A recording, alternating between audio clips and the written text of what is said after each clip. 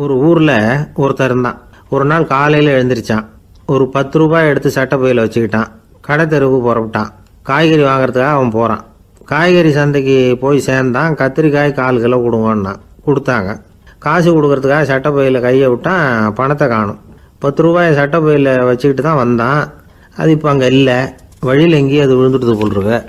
அல்லது யாராவது திருடர்கள் தெரியாமல் அதை எடுத்துக்கிட்டு போட்டாங்களா என்னன்னு தெரியல. எப்படியோ 10 ரூபாய் அவன் இழந்துட்டான். கையில் காசு இல்லை. அதனால் கத்திரிக்காயை திருப்பி கொடுத்துட்டு கவலையோடு வீட்டுக்கு திரும்பி வந்தான். அதையே நினச்சிக்கிட்டு இருந்தான். அவனுக்கு துக்கம் அதிகமாக போச்சு. அழ ஆரம்பிச்சிட்டான். காய்கறிகள் வாங்கிட்டு வந்து ஆனந்தமாக சமைச்சு சாப்பிட்லாம்னு நினச்சோம். அது முடியாமல் போச்சேங்கிற கவலை அவனுக்கு. அதனால் அதை மறக்கவே முடியல. இது நடந்து கொஞ்ச நாள் ஆச்சு. அதே மனுஷன் இன்னொரு நாள் அதே மாதிரி புறப்பட்டான். பணத்தை எடுத்து பையில் வச்சுக்கிட்டான். காய்கறி சந்தையை நோக்கி போய்கிட்டு இருக்கிறான். இப்போ வழியில் ஒரு ஏழை பையனை பார்த்தான். தம்பி எங்கே போகிற அப்படின்னு கேட்டான். ஐயா பள்ளிக்கூடத்துக்கு போயிட்டுருக்கிறேன்னா அவன். சரி, அதுக்கே இவ்வளவு கவலையோடு போயிட்டுருக்கிற அப்படின்னு விசாரித்தான் அவன். ஐயா நான் ரொம்ப ஏழை, வீட்டில் வசதி இல்லை, பரீட்சைக்கு பணம் கட்டணும், இன்றைக்கி கடைசி நாள், என்ன செய்கிறதுன்னு தெரியலன்னா. இவன் பார்த்தான். தாங்கிட்ட இருக்கிற பணத்தை எடுத்து அந்த பையன்கிட்ட கொடுத்தான். இதை வச்சுக்கோ, உடனே பணத்தை கட்டு, நல்லா படி, பரீட்சை எழுது அப்படின்னு சொல்லிவிட்டு திரும்பி வந்துட்டான். வெறுங்கையோடு திரும்பி வந்தும் வீட்டில் கேட்குறாங்க எங்கே காய்கறின்னு வழக்கம் போல் கேட்டாங்க. இவன் நடந்ததை சொன்னான். இப்போ வீட்டில் இருந்தவங்க அவங்ககிட்ட ஒரு கேள்வி கேட்டாங்க. ஏங்க இதே மாதிரி முன்னாடி ஒரு தடவை காய்கறி வாங்க போய் வெறுங்கையோடு திரும்பி வந்தீங்க, இப்போவும் வெறுங்கையோடு தான் திரும்பி வந்திருக்கிறீங்க. ஆனால் முன்னாடி வந்தப்போ வருத்தமாக இருந்தீங்க, இப்போ உங்கள் முகத்தில் வருத்தம் தெரியலையே அப்படின்னு கேட்டிருக்கிறான். அதாவது வீட்டில் இருக்கிறவங்க கேட்டாங்களாம். இப்போ அந்த மனுஷன் யோசிக்க ஆரம்பித்தானான். இந்த 2 நிகழ்வுகளுக்கு என்ன வித்தியாசம்? போன தடவை அவன் பணத்தை இழந்தான், இந்த தடவை அவன் பணத்தை இழந்திருக்கிறான். போன தடவை யாரோ திருடிட்டு போயிட்டாங்க, இந்த தடவை அவனாவே ஒரு பையன் பேரில் இறக்கப்பட்டு எடுத்து கொடுத்துருக்குறான். அன்னைக்கு பணம் போயிட்டுதேன்னு வருத்தமாக இருந்தது, இன்றைக்கி பணம் போனாலும் மனசுக்கு மகிழ்ச்சியாக இருக்குது, நிறைவாக இருக்குது. கொஞ்சம் யோசிச்சு பாருங்கள். பணத்தை இழந்தது மகிழ்ச்சிக்கோ வருத்தத்துக்கோ காரணமாக இருக்க முடியாது. அப்படின்னா வேற எது காரணம்? அன்றைக்கு பணத்தை இழந்துட்டேன்னு அழுதான், இன்றைக்கு பணத்தை இழந்தாலும் மகிழ்ச்சியாக இருக்கிறான். ஆகவே மகிழ்ச்சிக்கும் துக்கத்துக்கும் இழப்பு காரணம் அல்ல, இழப்பு பற்றிய நம்முடைய அறிவு தான் காரணம் அப்படிங்கிறது பெரியவர்களுடைய கருத்து. எந்த பொருளும் நமக்கு கவலையை உண்டு பண்ணுறதில்ல, அந்த பொருள் பேரில் நாம் வைக்கிற பற்று தான் கவலையை உண்டு பண்ணுது. பொருள்கள் நம்ம விட்டுட்டு போயிட்டா நாம் அழுதுகிட்டு இருக்கிறோம், நாமே அதுகளை விட்டுட்டு வந்துட்டா மகிழ்ச்சியாக இருக்கிறோம். இந்த உண்மையை புரிஞ்சுக்கிட்டு நம்முடைய வாழ்க்கையை நல்ல விதமாக அமைச்சிக்கணும். ஒரு ஆள் அழுதுகிட்டு இருந்தான். ஏண்டா அழுகுறேன்னு கேட்குறார் ஒருத்தர். இழக்கிறதுக்கு எதுவும் இல்லை, அதனால் அழறேன்னா. என்னடா சொல்கிறேன்னார். கிட்ட வாங்க சொல்கிறேன்னா. இந்த மணி பர்ஸை வேற ஒருத்தன் பாக்கெட்லேருந்து திருடினேன், அப்புறம் தான் புரிஞ்சுது அவங்ககிட்ட இழக்கிறதுக்கு எதுவும் இல்லைங்கிறது. ஆமாங்க இது காலி பர்ஸு, அதனால் இப்போ அழுதுகிட்டு இருக்கிறேன், திருடியும் பிரயோஜனம் இல்லை அப்படின்னு சொல்லிவிட்டு அழுதானா.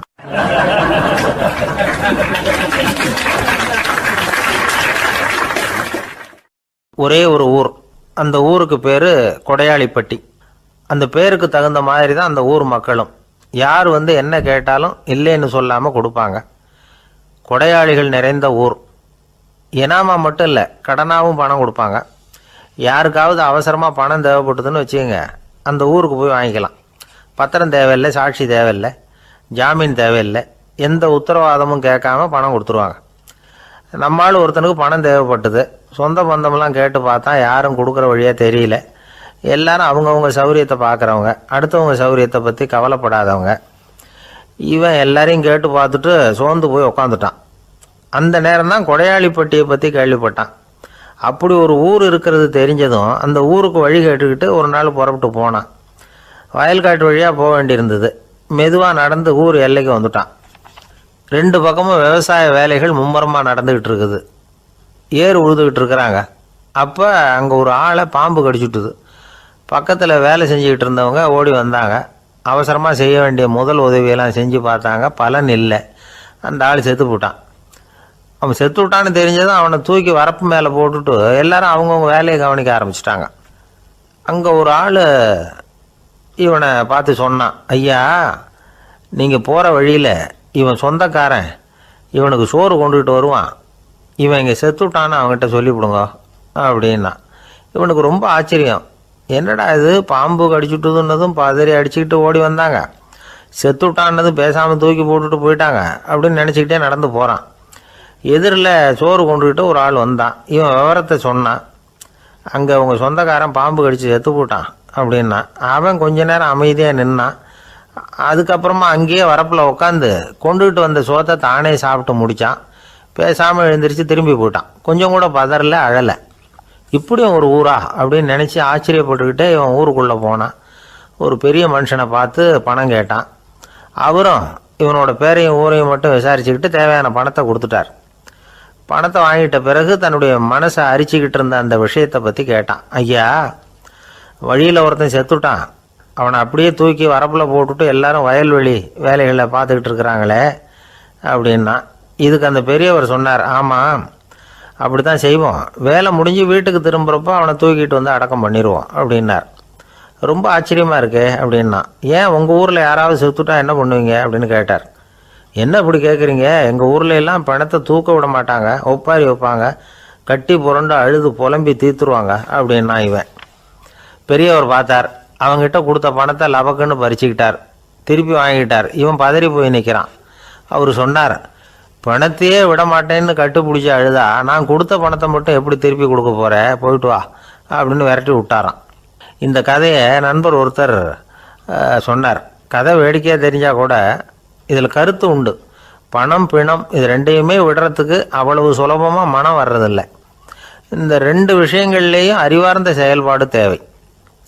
ஒரு பேருந்து மரத்தில் மோதி விட்டுது. எல்லாரும் அடிபட்டு முனைகிட்டு கிடக்கிறாங்க. டிரைவர், கண்டக்டர் இவங்களுக்கும் அடி. அவங்களும் ஒரு பக்கம் கிடக்கிறாங்க. ஒரு மூலையில் கிடக்கிற ஒருத்தன் மெதுவாக முக்கி முனகி கண்டக்டர்னு சத்தம் போடுறான். கண்டக்டர் மெதுவாக நகர்ந்து அவங்ககிட்ட போய் என்னன்னு விசாரிக்கிறார். அவன் ரொம்ப சிரமப்பட்டு வாயை திறந்து ஒரு 15 காசு சில்லற பாக்கி அப்படின்னானா.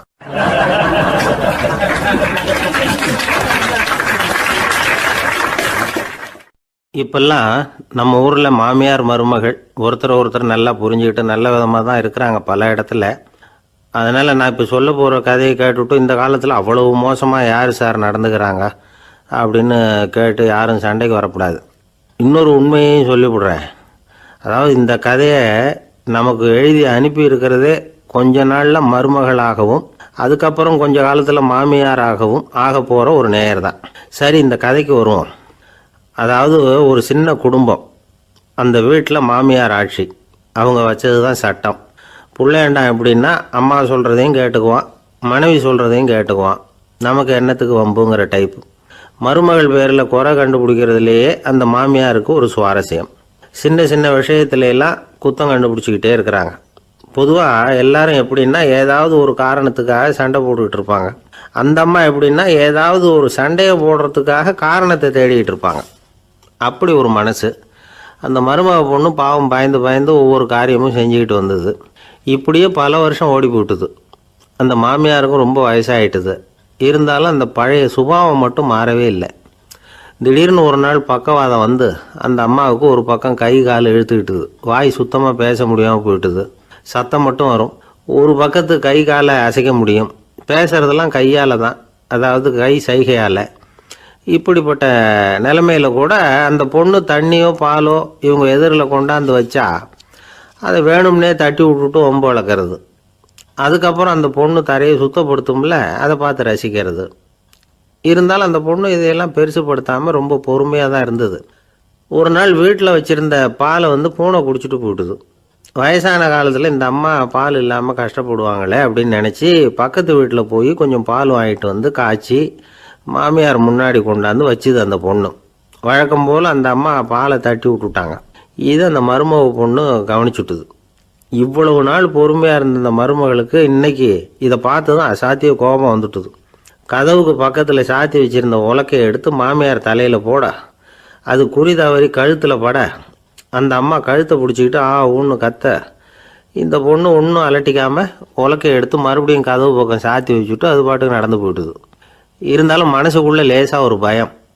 கணவன் வீட்டுக்கு வந்ததும் என்ன விஷயம்னு கேட்டால் எப்படி சமாளிக்கிறது.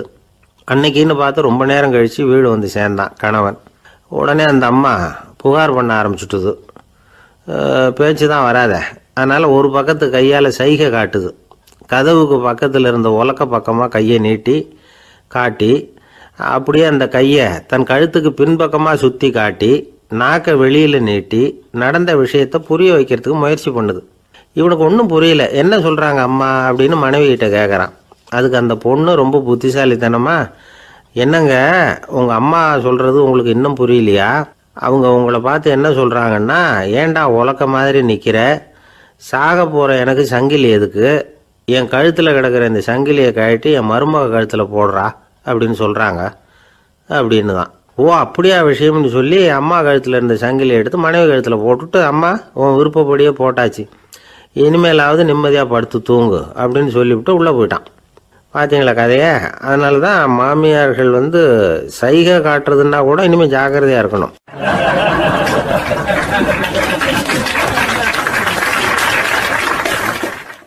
ஒரு பெரிய காடு, அந்த காட்டுக்கு மத்தியில் ஒரு ஆசிரமம். அங்கே ஒரு முனிவர் இருந்தார். பல இடங்கள்லேருந்து வர்ற குழந்தைகளுக்கு அவர் பாடம் சொல்லி கொடுத்துக்கிட்டு இருக்கிறார். ஏழை பணக்காரர் அப்படிங்கிற வித்தியாசம்லாம் கிடையாதுங்க. எல்லாரும் அவர்கிட்ட தங்கள் பிள்ளைகளை அனுப்பி வச்சாங்க. மன்னர்களுடைய பிள்ளைகள் கூட அங்கே அவர்கிட்ட தான் படிக்கிறதுக்கு வருவாங்க. ஆனால் அந்த முனிவரை பொறுத்த வரைக்கும் எல்லா பிள்ளைங்களும் ஒன்று தான். இது யார் வீட்டு பிள்ளைன்னெல்லாம் பார்க்க மாட்டார், எல்லாரும் சமம். மாணவர்கள்லாம் அங்கேயே மாத கணக்கில் வருஷ கணக்கில் தங்கியிருந்து பாடம் கற்றுக்கிட்டு போகிறது வழக்கம். அவராக பார்த்து போன்னு சொல்கிற வரைக்கும் அங்கேயே இருக்கணும், படிக்கணும். குருகுல வாசம். ஒரு சமயம் ஒரு ராஜகுமாரனும் அவர்கிட்ட படிச்சுக்கிட்டு இருந்தான். அவனுக்கு ஒரு 15 வயசு இருக்கும். சில வருஷம் கழித்து இந்த முனிவர் தன்கிட்ட இருக்கிற மாணவர்களுக்கெல்லாம் பரீட்சை வச்சார். அவங்களுடைய அறிவு முதிர்ச்சியை கணிக்கிறதுக்காக பல சோதனைகள்லாம் வச்சார். ஒவ்வொருத்தராக பார்த்து, இனிமேல் நீங்கள் உங்கள் வீட்டுக்கு போகலாம் அப்படின்னு சொல்லி அனுப்பி வச்சுக்கிட்டு இருக்கிறார். எல்லாரும் போயிட்டாங்க. கடைசியாக மிஞ்சி இருந்தது ஒரே ஒரு மாணவன். அவனை மட்டும் வீட்டுக்கு அனுப்பல. யார் அந்த பையன் தெரியுமா? அவன்தான் அந்த ராஜகுமாரன். ராஜகுமாரனுடைய தந்தைக்கு, அதுதான் அந்த ராஜாவுக்கு, அங்கே வயசு ஏறிக்கிட்டே போகுது. என்ன இது படிக்க போன பையன் இன்னும் திரும்பி வரலையே அப்படின்னு நினச்சார். வந்துட்டா சீக்கிரமாக அவனுக்கு பட்டம் கட்டிவிட்டு நாம் விலகிக்கலாமே அப்படின்னு நினச்சாரு. கல்யாணம் வேறு பண்ணி பார்க்கணும் பையனுக்கு. ஆனால் பையன் வர்ற வழியை காணும். ராஜா பார்த்தார். சரி நேர்லேயே போய் என்னன்னு தெரிஞ்சுட்டு வந்துடுவோம் அப்படின்னு காட்டுக்கு புறப்பட்டார். அங்கே போய் முனிவரை பார்த்தார். முனிவர் இவரை அன்பாக வரவேற்று உட்கார வச்சார். அதுக்கப்புறம் ராஜா மெதுவா, எல்லாரையும் வீட்டுக்கு அனுப்பி வச்சுட்டிங்களாமே, ஏன் பிள்ளைய மட்டும் அப்படின்னு சொல்லி மெதுவாக இழுத்தார். முனிவர் இதுக்கு உடனே பதில் சொல்லலை. ராஜாவை கூப்பிட்டுட்டு போய் விருந்தினர் குடிசையில் தங்க வச்சார். அதுக்கப்புறம் சொன்னார், உங்கள் மகன் எல்லா பாடங்கள்லேயும் முதலிடம் வாங்கியிருக்கான். இப்படி முதலாவதாக வர்ற மாணவனுக்கு நாங்கள் இன்னொரு தேர்வு வைக்கிறது வழக்கம். அதுலேயும் அவன் முதலாவதாக வந்துட்டான்னா அவன் ஒரு பெரிய வித்வான் அப்படிங்கிற கௌரவத்தை அடைஞ்சிருவான் அப்படின்னார். அதாவது முனிவர் அப்படி சொல்கிறார். அப்படி சொல்லிவிட்டு போயிட்டார் அவர். ராஜா அங்கேயே தங்கிட்டார். ராத்திரி படுத்து தூங்கினார். காலையில் எழுந்திரிச்சு அந்த குடிசைக்கு வெளியில் வந்தார் பல்லு விளக்கிறதுக்காக. அந்த சமயத்தில் தூரத்தில் ஒருத்தன் ஒரு கையில் கோடாலியை வச்சுக்கிட்டு தலையில் ஒரு பெரிய விறகு கட்டை சுமந்துக்கிட்டு வந்துக்கிட்டு இருக்கிறது மாதிரி தெரிஞ்சது. யாராவது விறகு வெட்டியாக இருக்கும் அப்படின்னு நினச்சார் ராஜா. கிட்ட வந்ததும் உத்து பார்க்குறாரு. பார்த்தா அது தன்னோட புள்ள. திகைச்சு போயிட்டார். என்ன இது, ஒரு ராஜகுமாரனை கூட இது மாதிரி வேலையெல்லாம் செய்ய சொல்கிறாங்களே அப்படின்னு நினச்சார். ராஜகுமாரன் விறகு கட்டை கொண்டுகிட்டு போய் கொல்லை பக்கம் வச்சான். அந்த சமயம் முனிவர் அங்கே வந்தார். என்ன மகனே, விறகு வெட்டிக்கிட்டு வந்துட்டியா? சரி, இப்போ ஒரு துடைப்பத்தை எடுத்துக்கோ, விருந்தினர் குடிசையின் வாசல் பக்கத்தை கூட்டி பெருக்கி சுத்தம் பண்ணு போ அப்படின்னார். அப்படியே செய்கிறேன் குருவே அப்படின்னு சொல்லிவிட்டு போனான். சுத்தம் பண்ண ஆரம்பிச்சிட்டான். ராஜா பார்த்தார் இதை. உடனே ஓடியாந்தார். மகனே, என்ன காரியம் பண்ணுற, துடைப்பத்தை கீழே போடுனார். இப்போ அந்த ராஜகுமாரன் சொல்கிறான், தந்தையே, இது என்னுடைய குருதேவரோட உத்தரவு. இங்கே நான் ஒரு மாணவன். இங்கே அரசனும் ஒன்று தான், ஆண்டியும் ஒன்று தான். குருதேவர் சொல்கிறத மறுக்காமல் செய்கிறது தான் எங்கள் கடமை அப்படின்னா. இந்த சமயம் முனிவர் அங்கே வந்தார். இவனை முதுகில் தட்டி கொடுத்தார். அப்புறம் ராஜா கிட்ட சொன்னார், அரசே, உங்கள் புள்ள எங்கள் கடைசி தேர்வுலேயும் வெற்றி பெற்றுட்டான். பணிவு தான் மாணவர்களின் மிக உயர்ந்த குணம். குருநாதர் சொல்கிறது மனசுக்கு பிடிக்கலன்னா கூட மறுக்காமல் செய்யணும். அப்படி செய்யறதுனால எதை செய்யலாம் எதை செய்யக்கூடாது அப்படிங்கிற விவேகம் அவங்களுக்கு வந்துடும். செய்யக்கூடாததை கூட பெரியவங்க சொல்லிவிட்டா செஞ்சு தான் ஆகணும் அப்படிங்கிற பணிவு அவங்களுக்கு வந்துடும். இந்த குணம் வந்துட்டுதுன்னா அவங்க எத்தனை கடினமான வேலையாக இருந்தால் கூட ரொம்ப சுலபமாக செஞ்சு முடிச்சிருவாங்க. தூக்கத்திலேயும் அப்புறம் துக்கத்திலேயும் தோண்டு போட மாட்டாங்க. இந்த பணிவும் விவேகமும் அவங்கக்கிட்ட மன உறுதியை ஏற்படுத்தும். அந்த உறுதி உங்கள் பையனுக்கு வந்தாச்சு. இனிமேல் அவனை நீங்கள் அழைச்சிட்டு போகலாம். அவன் நிச்சயமாக பேரும் புகழும் பெறுவான் அப்படின்னார்.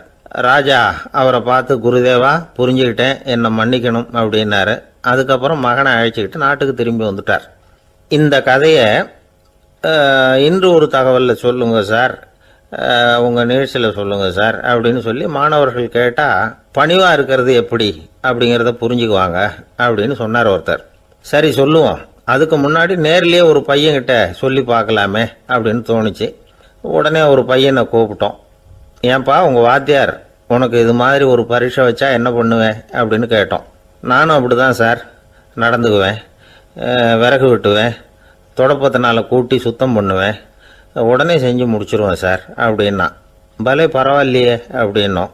ஆமாம் சார், அப்படி செஞ்சால் தானே வீட்டுக்கு அனுப்புவார், இல்லைன்னா இன்னொரு வருஷம் இங்கேயே இருந்து படின்னு சொல்லி விடுவார், அதனால் அப்படி செய்வேன் அப்படிங்கிறான் அந்த பையன்.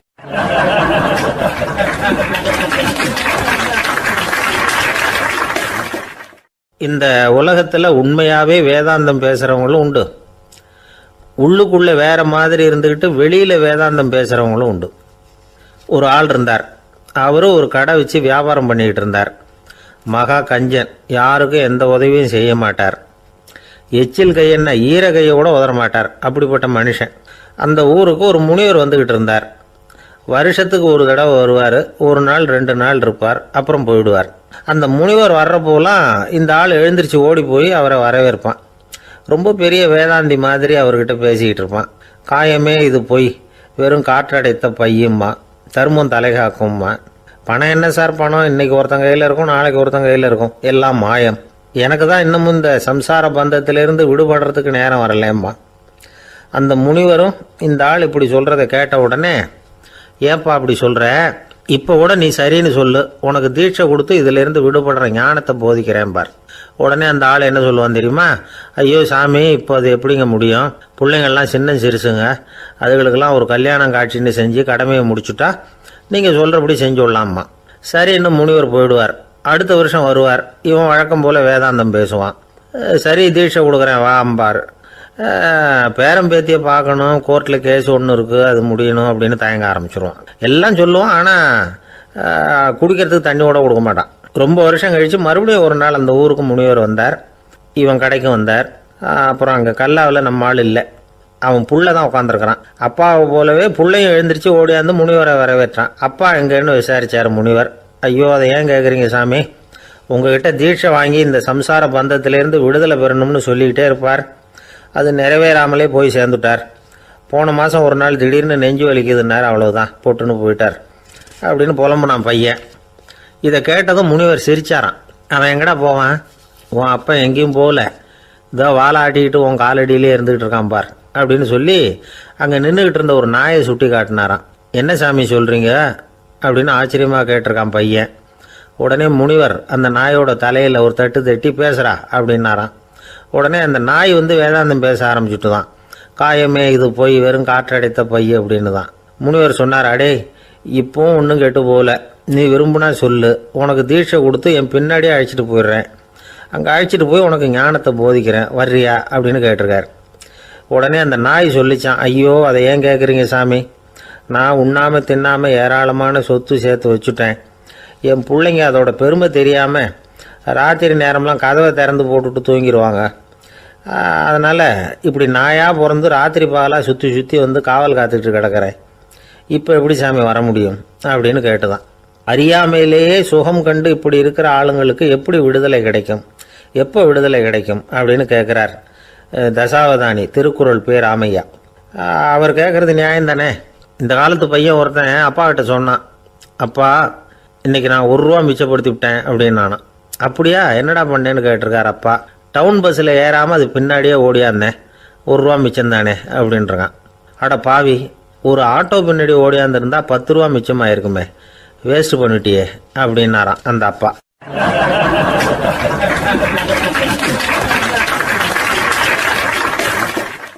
பிரிட்டிஷ் ஆட்சி நடந்துக்கிட்டு இருந்த காலம் 1920களின் கடைசி. அப்போ நடந்த ஒரு உண்மை நிகழ்ச்சி இது. ஒரு கல்யாண மாப்பிள்ளை ரயிலில் வந்து இறங்க போகிறார். அவரை வரவேற்க ஒரு ராஜ குடும்பமே வந்து காத்துக்கிட்டு இருக்குது.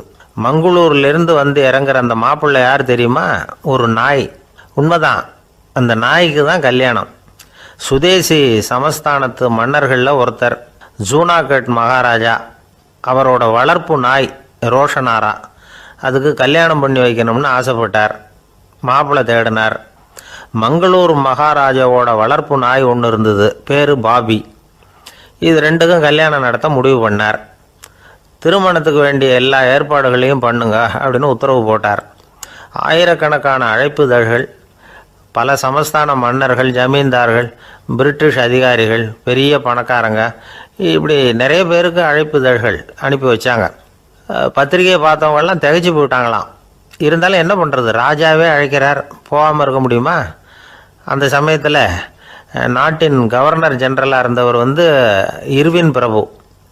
அவருக்கும் ஒரு பத்திரிக்கை போயிருக்குது. வாங்கி பார்த்ததும் அவருக்கு பயங்கர எரிச்சல். உடனே குப்பை தொட்டியில் போட்டுவிட்டாராம். மாட்சிமை தங்கிய பிரிட்டன் சக்கரவர்த்தியின் பிரதிநிதியான தன்னை கேவலம் ஒரு நாயின் திருமணத்துக்காக அழைக்கிறதா அப்படின்னு அவருக்கு ஆத்திரம். இருந்தாலும் கல்யாணம் பிரமாதமாக நடந்துதான். கல்யாணத்தன்னைக்கு பொண்ணுக்கு ஸ்பெஷல் குளியல், தண்ணீருக்கு பதிலாக வாசனை திரவியங்கள், பன்னீர், குளித்ததுக்கு அப்புறம் அலங்காரம், வைர மாலை, முத்து மாலை, ஏகப்பட்ட அலங்காரம். மாப்பிள்ளையை அழைக்கிறதுக்கு ரயில்வே ஸ்டேஷனில் ராஜ குடும்பமே காத்துக்கிட்டு இருக்குது. அவங்களோட வளர்ப்பு நாய்கள் 250. அத்தனை நாய்களுக்கும் பட்டு துணி போத்தி இருக்குது. முத்து வடங்கள் அணிவிச்சிருக்கிறாங்க. எல்லாம் ராஜ நாய்கள். அதுகளையும் வீதியில் நடக்க விடலையாம். அதுகளை சுமந்துக்கிட்டு போக அலங்கரிக்கப்பட்ட யானைகள் காத்துக்கிட்டு இருக்குதான். மாப்பிள்ளைக்கு வரவேற்பு எப்படி தெரியுமா? அது நடந்து வர்ற பாதை பூரா ரத்தன கம்பளம் விரிச்சிருக்குது. 2 பக்கமும் ராஜாங்க அதிகாரிகள் கைகட்டி நிற்கிறாங்க. அரசு படை வீரர்கள் அணிவகுப்பு மரியாதை செலுத்துகிறாங்க. அந்த நாய் ராஜ மரியாதையோடு நடந்து வருது. நகையெல்லாம் போட்டுக்கிட்டு வருது. திருமண மண்டபத்துக்கு வந்து சேருது. அங்கே கல்யாணம் அமோகமாக நடக்குது. இந்த திருமணத்தை முன்னிட்டு அந்த ஜூனாகட் சமஸ்தானத்துக்கு 3 நாள் விடுமுறை வேறு. கல்யாணத்துக்கு வந்திருந்தவங்களுக்கெல்லாம் ஏக தடபுடலாக விருந்து, நாட்டியம் எல்லாம் பிரமாதமாக நடந்து தான். இந்த கல்யாணத்தில் கலந்துக்க வந்திருந்த மற்ற சமஸ்தானத்து மன்னர்கள், தீவான்கள், அரச குடும்பத்தினர், இப்படி அவங்க 700 பேராம். அவங்க வந்து போகிறதுக்காக விசேஷ ரயில்கள்லாம் வேற விட்டுருக்காங்க. கல்யாணம் முடிஞ்சதும் அந்த நாய் தம்பதிகளோட பெரிய பெரிய மன்னர்கள்லாம் ஒன்றா உட்காந்து சாப்பிட்டாங்களாம். ஏர் கண்டிஷன் அறையில் அந்த தம்பதிகள் கொஞ்ச காலம் வாழ்ந்துருக்கிறாங்க. கொஞ்ச நாளில் மாப்பிள்ளைக்கு மரியாதை குறைய ஆரம்பிச்சுட்டுது. வெளியில் துரத்தி விட்டாங்களாம். அந்த பெண் நாய் மட்டும் ராஜ போகங்களை அனுபவித்து வந்து தான். இந்த கல்யாணத்தை பார்த்துட்டு தொடர்ந்து மற்ற சமஸ்தானத்து மன்னர்களும் நாய் திருமணங்கள் நடத்த ஆரம்பிச்சுட்டாங்களாம். இது உண்மையில் நடந்திருக்குது. இப்படி அது இருக்கட்டும். இப்போ நம்ம கதைக்கு வருவோம். ஒரு ராஜாவுக்கு ரொம்ப நாள் கழித்து ஒரு குழந்தை பிறந்து தான். அரண்மனை ஜோசியரை கூப்பிட்ருக்கார் ராஜா. ஜோசியரே, என் மகன் வருங்காலத்தில் சிறந்த வாழ் வீரனாக வரணும்னு ஆசைப்படுறேன், வருவானாங்கிறத கொஞ்சம் பார்த்து சொல்லுங்களேன் அப்படின்னாராம். ஜோசியர் சொன்னார், மன்னா, உங்கள் புள்ள வாழ் வீரனாக வர்றது கஷ்டம். ஆனால் அவரும் உங்களை மாதிரியே நாய்க்குட்டிகள் பேரில் பிரியமாக இருப்பார், அதுகளுக்கு கல்யாணமும் பண்ணி வைப்பார் அப்படின்னாராம். அது எப்படி கண்டுபிடிச்சிங்க அப்படின்னு கேட்டிருக்கார் ராஜா. அரசே, உங்கள் பிள்ளைக்கு வாழ் மேலே உள்ள பிரியத்தை காட்டிலும் நாய் மேலே உள்ள பிரியம் அதிகங்கிறதுக்கான அறிகுறி இப்போவே தெரியுது. நல்லா கவனித்து பாருங்க. அவர் வாழ்னு கத்துறாரு அப்படின்னாரு. கவனித்து பார்த்துட்டு அப்படி எனக்கு காதில் விழலையே அப்படின்னாராம் மன்னர். அதனால தான் சொன்னேன், அவர் கத்துறது வாழ்னு கத்தலை, வள்ளுன்னு கத்திக்கிட்டு இருக்கார், அதனால தான் அப்படி சொன்னேன் அப்படின்னாராம் அரண்மனை ஜோசியர்.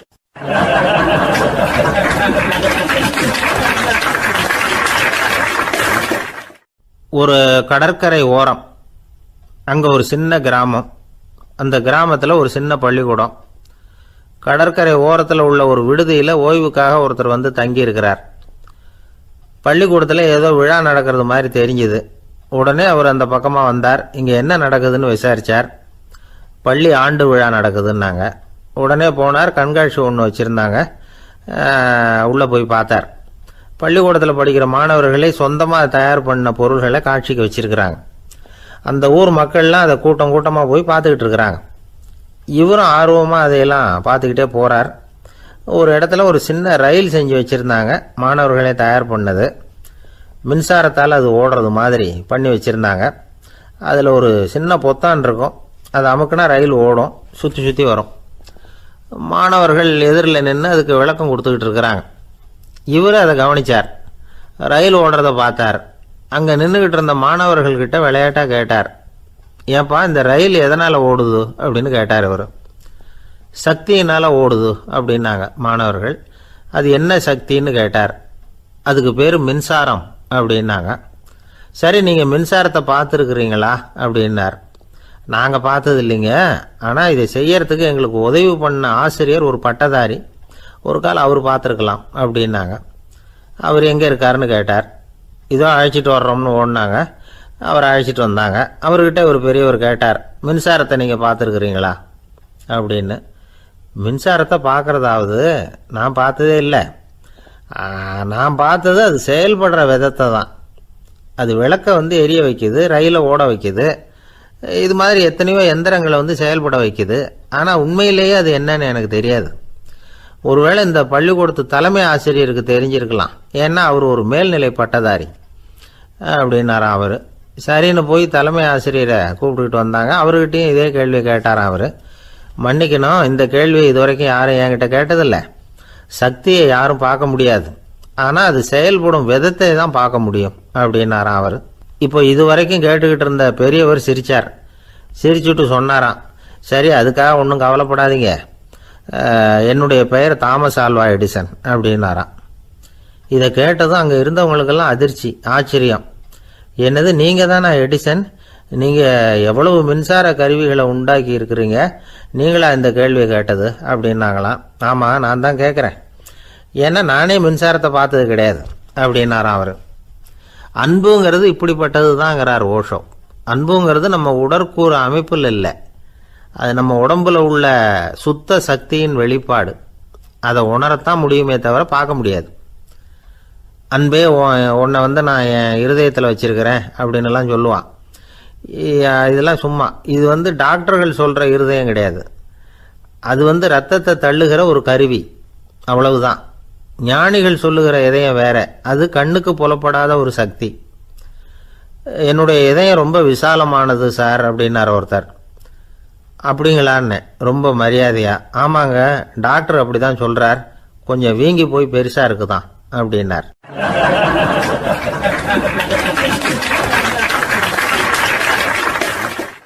உங்கள் பையன் எப்படி சார் இருக்கான் அப்படின்னு விசாரித்தார் ஒருத்தர்.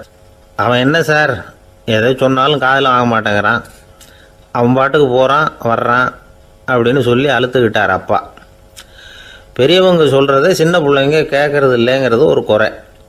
பெரியவங்க சொல்கிறது சின்ன பிள்ளைங்க காதிலேயே விழறது இல்லைங்கிறது ஒரு குறை. இது கொஞ்சம் சீரியஸான விஷயம், கவனித்து பார்க்கணும். ஒரு குழந்தைக்கு காது சரியாக கேட்குதா இல்லையா அப்படிங்கிறத நாம் தான் கவனித்து பார்த்து கண்டுபிடிக்கணும். அதுவாக நம்மக்கிட்ட தவழ்ந்து அப்பா எனக்கு காது கேட்கல, அழைச்சிட்டு போங்க டாக்டர்கிட்ட அப்படின்னுலாம் சொல்லிகிட்டு இருக்காது.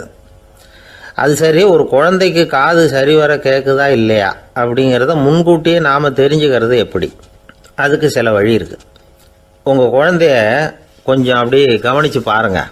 அடிக்கடி ஜலதோஷம், காதில் அரிப்பு ஏற்படுதா, மூக்கு விரிவாகவும், அப்புறம் டான்சில், அடினாய்டு, சத அழற்சி, இது மாதிரி ஏதாவது இருக்கா, வாயிலிருந்து எச்சில் ஒழுகுதா, குழந்தை வாயினால் சுவாசிக்குதா, பற்கள் முன்னாடி தள்ளி வளருதா, இதெல்லாம் அதுக்கு அறிகுறி. அப்புறம் இந்த VBDF TH இப்படி இந்த ஒலிகள் சேர்ந்த வார்த்தைகளை குழந்தை சரியாக புரிஞ்சுக்காது. இப்போ உதாரணத்துக்கு பட்டுன்னு சொல்லு குழந்தை அப்படின்னீங்கன்னா அது கட்டுன்னு சொல்லும். அதாவது பட்டு சவுண்டை அதால் புரிஞ்சுக்க முடியல.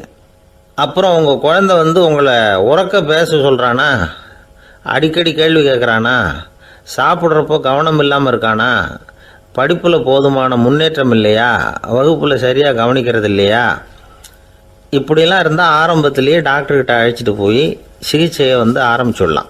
குணப்படுத்தி விடலாம். குழந்தைக்கு காது சரியாக கேட்கலன்னா நீங்கள் செய்ய வேண்டியது என்ன தெரியுமா? அவனுக்கு காது கேட்கலேங்கிறதுக்காக அவன் முன்னாடி சத்தம் போட்டு பேசக்கூடாது. மெதுவாக சீராக பேசணும். அவனை பார்த்து பேசணும். உங்கள் உதட்டு அசைவுகள் அவனுக்கு உதவும். அதை பார்த்தே புரிஞ்சுக்குவான். நீங்கள் வாயில் வெத்தலை பாக்கு போட்டுக்கிட்டோ புகை பிடிச்சிக்கிட்டோ பேசக்கூடாது. அப்படி பேசினா அவனால் அந்த உச்சரிப்பை சரியாக புரிஞ்சிக்க முடியாது. ஒரு வார்த்தையை சொல்கிறீங்க, அவனுக்கு புரியல அப்படின்னா அதே வார்த்தையை மறுபடியும் சொல்லணும். அவனுக்கு நீங்கள் முதல்ல சொன்ன வார்த்தை புரியலேன்னு நினச்சிக்கிட்டு மறுபடியும் திருப்பி சொல்கிறப்போ அதே அர்த்தம் வரக்கூடிய வேறு வார்த்தையை சொல்லக்கூடாது. இப்படிலாம் நடந்துக்கிட்டால் அவனுக்கு மன திடத்தை ஏற்படுத்த முடியும். இல்லைன்னா அவனுக்கு தாழ்வு மனப்பான்மை வந்துடும்.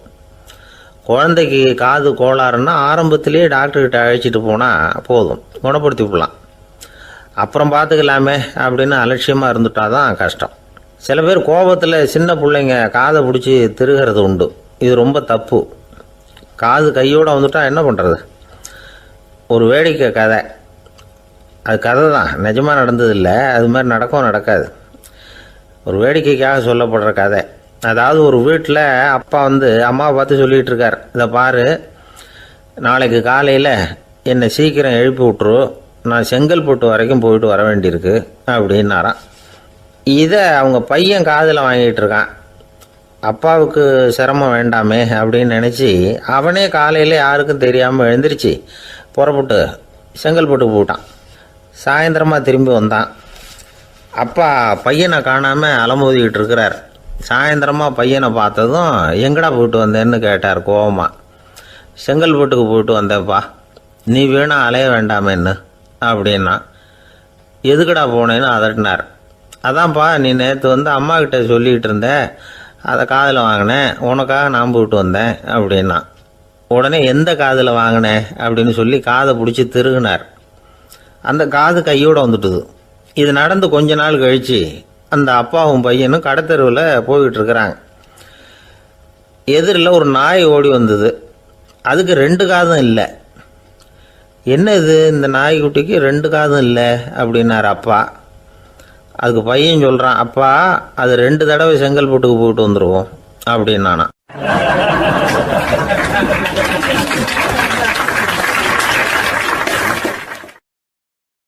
ஒரே ஒரு ஊரில் ஒரு அம்மா இருந்தாங்க. அந்த அம்மாவுக்கு ஒரே ஒரு பிள்ளையாண்டான். அவனுக்கு ரொம்ப அக்கறையோடு கல்யாணம் பண்ணி வச்சாங்க. கல்யாணம் முடிஞ்சதும் மருமக பொண்ணு வீட்டுக்கு சேர்ந்தது. அப்பாடா, என் கடமை முடிஞ்சது, இனிமேல் அக்கடான்னு எங்கேயாவது ஒரு மூலையில் படுத்து கிடக்கலாம் அப்படின்னு நினச்சாங்க அந்த அம்மா. ஆனால் நினைக்கிறபடி எங்கே நடக்குது? அதுக்கப்புறம் தான் பிரச்சனையே ஆரம்பமாச்சு. மருமகள் குணம் சரியில்லை, ஒரு மாதிரி. அந்த பொண்ணு வீட்டுக்கு வந்ததுமே முதல் வேலையாக மாமியாரை பார்த்து, அதுதான் நான் வந்துட்டேன்ல, இனிமேல் உங்களுக்கு என்ன வேலைங்க, புறப்பட வேண்டியது தானே, காசி ராமேஸ்வரம்னு எங்கேயாவது போங்கோ அப்படின்னுட்டு தான். மாமியார் பார்த்தாங்க, கொஞ்சம் யோசனை பண்ணாங்க. இந்த பாருமா, நீ இப்படி சொல்கிறதுக்கு முன்னாடியே வீட்டை விட்டு புறப்படணுங்கிற முடிவுக்கு நான் வந்துட்டேன். வீட்டை மட்டும் இல்லை, இந்த உலகத்தை விட்டே கூட போகிறதுக்கு தயாராக இருக்கிறேன். ஆனால் ஒரே ஒரு விஷயத்துக்காக என் உயிரை கையில் பிடிச்சிக்கிட்டு இருக்கிறேன் அப்படின்னாங்களாம். என்ன விஷயம்னு கேட்டது இந்த மருமக பொண்ணு. வேறு ஒன்றும் இல்லை, என் பிள்ளைக்கு கல்யாணம் பண்ணி வச்சுட்டேன். ஒரு பேர புள்ள பிறந்து அதை என் கண்ணால் பார்த்துட்டேன்னா நான் எங்கே வேணும்னாலும் போகிறதுக்கு தயாராக இருக்கிறேன் அப்படின்னாங்களாம் அந்த மாமியார். மாமியார் இப்படி சொல்கிறதுலேயும் நியாயம் இருக்கிறதாக பட்டுது அந்த பொண்ணுக்கு. சரி, அப்படியே இருந்து பார்த்துட்டு போகலாம் அப்படின்னு அனுமதி கொடுத்தது. கொஞ்ச காலத்தில் ஒரு பேரன் பிறந்தான். அந்த அம்மாவும் பேரனை கண்ணால் பார்த்துட்டாங்க. சரி, பேரனை பார்த்தாச்சுல்ல, இனிமேல் புறப்பட வேண்டியது தானே அப்படின்னது மருமக பொண்ணு. மாமியார் பார்த்தாங்க, நீ சொல்கிறது சரிதாம்மா, அதில் ஒன்றும் தப்பு இல்லை. என்னோட பேரன் உங்களை அம்மா அப்பான்னு கூப்பிடுறதை என் காது குளிர கேட்டுட்டு போயிடுறேனே அப்படின்னாங்களாம். சரி, அந்த ஆசையை நிறைவேறட்டும் அப்படின்னு காத்துக்கிட்டு இருந்தாங்க. பேரன் வளர்ந்தான், நடந்தான், பள்ளிக்கூடம் போனால் பெரியவனானா. மருமக பொண்ணு மறுபடியும் மாமியாரை விரட்ட ஆரம்பிச்சுட்டுது, இன்னும் புறப்புள்ளையான்னு. இதை பாருமா, இது வரைக்கும் இருந்துட்டேன். பேரனோட கல்யாணத்தையும் கண்ணால் பார்த்தா தான் இந்த கட்டை வேகும் போல் இருக்குது அப்படின்னு சொல்லி ஒரு மாதிரியாக பேச ஆரம்பித்தாங்க. இதுவும் நியாயமான ஆசையாக தான் படுது அப்படின்னு அது யோசிச்சிருக்கு அந்த பொண்ணு. சரின்னு அதுக்கும் ஒத்துக்கிட்டது. உடனே பேரனுடைய கல்யாணமும் முடிஞ்சது ஒரு வழியாக. இனிமேல் ஒரு நொடி கூட இங்கே இருக்கக்கூடாது, புறப்படுங்க அப்படின்னு மாமியாரை விரட்டிச்சான் அந்த பொண்ணு. இப்போ அந்த மாமியார் தன்னோட மருமகளை பார்த்து சொல்கிறாங்க, இதோ கிளம்பிட்டேம்மா, என் மூட்டை முடிச்செல்லாம் கட்டிக்கிட்டேன், புறப்பட்டுவிட்டேன். அப்படியே நீயும் உன் துணிமணிகளை மூட்டை கட்டிக்கிட்டு கிளம்பிடும் என்னோட சேர்ந்து, 2 பேருமா சேர்ந்து போயிடலாம் அப்படின்னாங்களாம். அந்த பொண்ணு முழிக்குது. முழிக்காதே, உனக்கும் ஒரு மருமக வந்துட்டா, இனிமேல் நீயும் ஒரு மாமியார் தானே, உனக்கும் இனிமேல் இங்கே வேலை இல்லை, புறப்படு அப்படின்னாங்களாம். அப்போ தான் அந்த பொண்ணு சிந்திக்க ஆரம்பிச்சுதான், தன்னோட தவறு புரிஞ்சுதான். இந்த தகவலை கேட்டுக்கிட்டு இருக்கிற மருமகள்லாம் இதை பற்றி கொஞ்சம் யோசித்து பார்க்கணுங்கிறதுக்காகத்தான் இதை சொல்கிறோம் மாமியார்கள் சார்பாக. கொஞ்ச நாளைக்கு முன்னாடி ஒரு பொண்ணை பார்த்து பேசுகிற சந்தர்ப்பம் கிடைச்சிது ஒரு கல்யாண வீட்டில். அந்த பொண்ணு சொல்லிச்சு, சார் எனக்கு கல்யாணம் ஆகி 15 வருஷம் ஆகுது, நான் மாமியார்கிட்ட சண்டை போட்டதே இல்லை அப்படின்னு ரொம்ப அடக்கமாக சொல்லிச்சு. அது எப்படிம்மா சாத்தியமாச்சுன்னு கேட்டோம். எனக்கு கல்யாணம் ஆகி 15 வருஷம்தான் ஆச்சு, ஆனால் என் மாமியார் செத்து போய் 20 வருஷத்துக்கு மேலே ஆயிட்டுது அப்படின்னுது.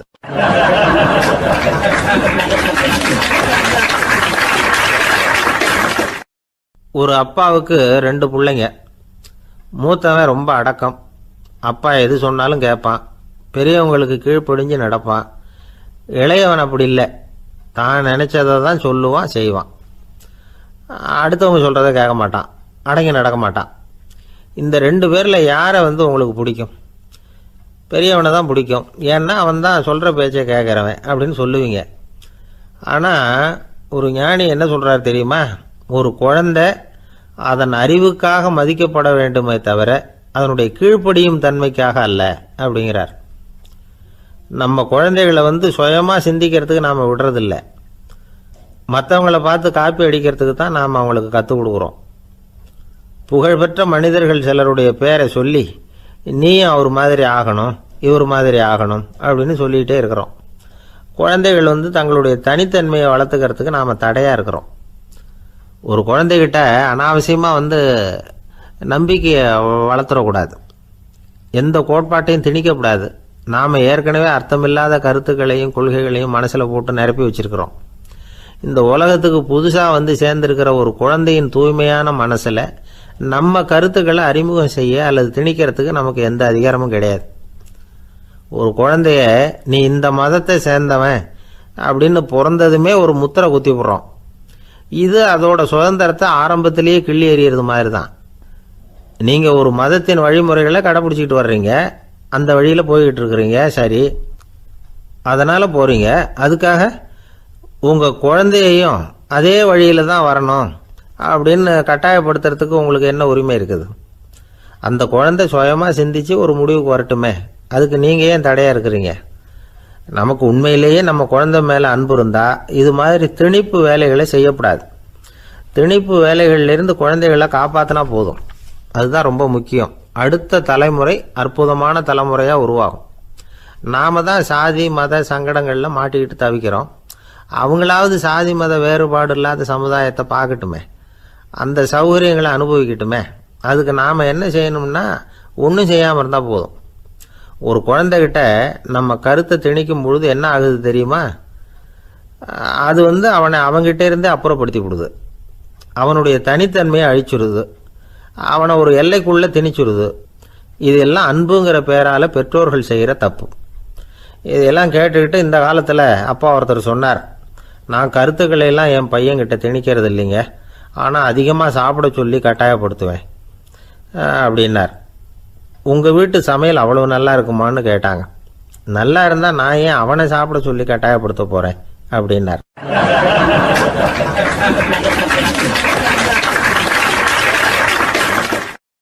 லோகமானிய பாலகங்காதர திலகர் இருந்தார்ல, அவருக்கு 15 வயசுலேயே கல்யாணம் நடந்துதான்.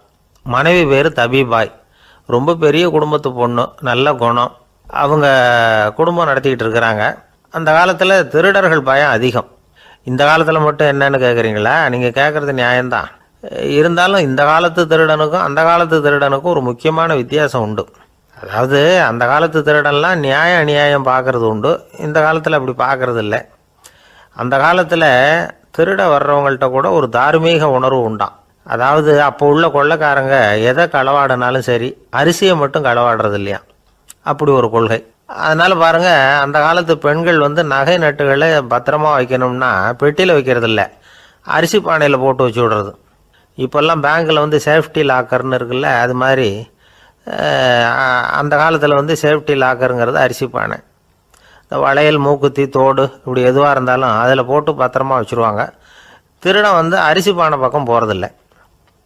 ஏன்னா சாப்பிட்ற விஷயத்தில் கை வைக்கக்கூடாது, அது பாவம் அப்படின்னு அவன் நினைக்கிறான்.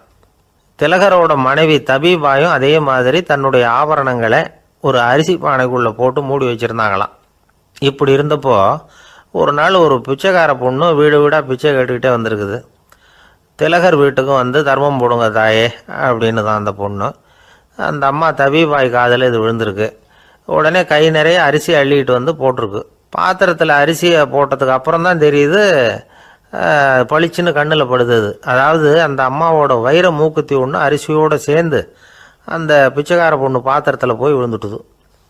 இந்த அம்மாவுக்கு மனசுக்குள்ளே குழப்பம், என்ன இப்படி ஆகிட்டுதே, மூக்குத்தி போயிட்டுதே, பிச்சை பாத்திரத்துலேருந்து அதை எப்படி எடுக்கிறது அப்படின்னு தயக்கம். வாயை திறந்து அதை கேட்கறதுக்கும் கூச்சம். திண்ணையில் உட்காந்துருந்த திலகர் இவ்வளவையும் பார்த்துக்கிட்டு இருக்கிறார். மனைவியின் மனசுக்குள்ளே நடக்கிற மௌன போராட்டத்தை அவர் நல்லா புரிஞ்சுக்கிட்டாராம். மனைவியை பார்த்து சொன்னாராம், தபீபாய், இது வந்து தெய்வ சம்மதம். அவளுக்கு சேர வேண்டிய மூக்குத்தி அவகிட்ட போயிட்டுது. பிச்சை பாத்திரத்தில் விழுந்த மூக்குத்தியை எடுக்க வேணாம் அப்படின்னாராம். சரின்னு சொல்லிவிட்டு மேற்கொண்டு எதுவும் சொல்லாமல் அந்த அம்மா வீட்டுக்குள்ளே போயிட்டாங்களாம். இந்த காலத்துலலாம் அது மாதிரி நடக்குமா? வெறும் அரிசியை போட்டுட்டு விவகாரம் பண்ணிகிட்டு இருக்க மாட்டோமா? ஒரு பெரிய மனுஷன் வீட்டுக்கு ஒரு பிச்சைக்காரன் வந்தான்.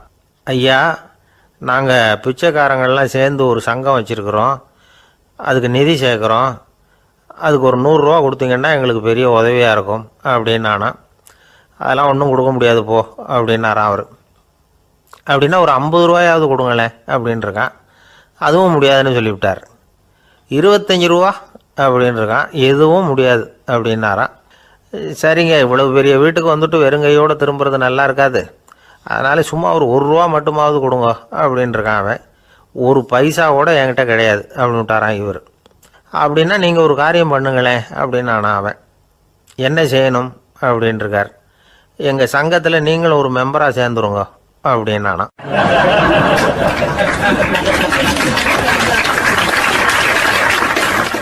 ஒரு ஊரில் ஒரு மன்னன் இருந்தான், கொடுங்கோல் மன்னன்.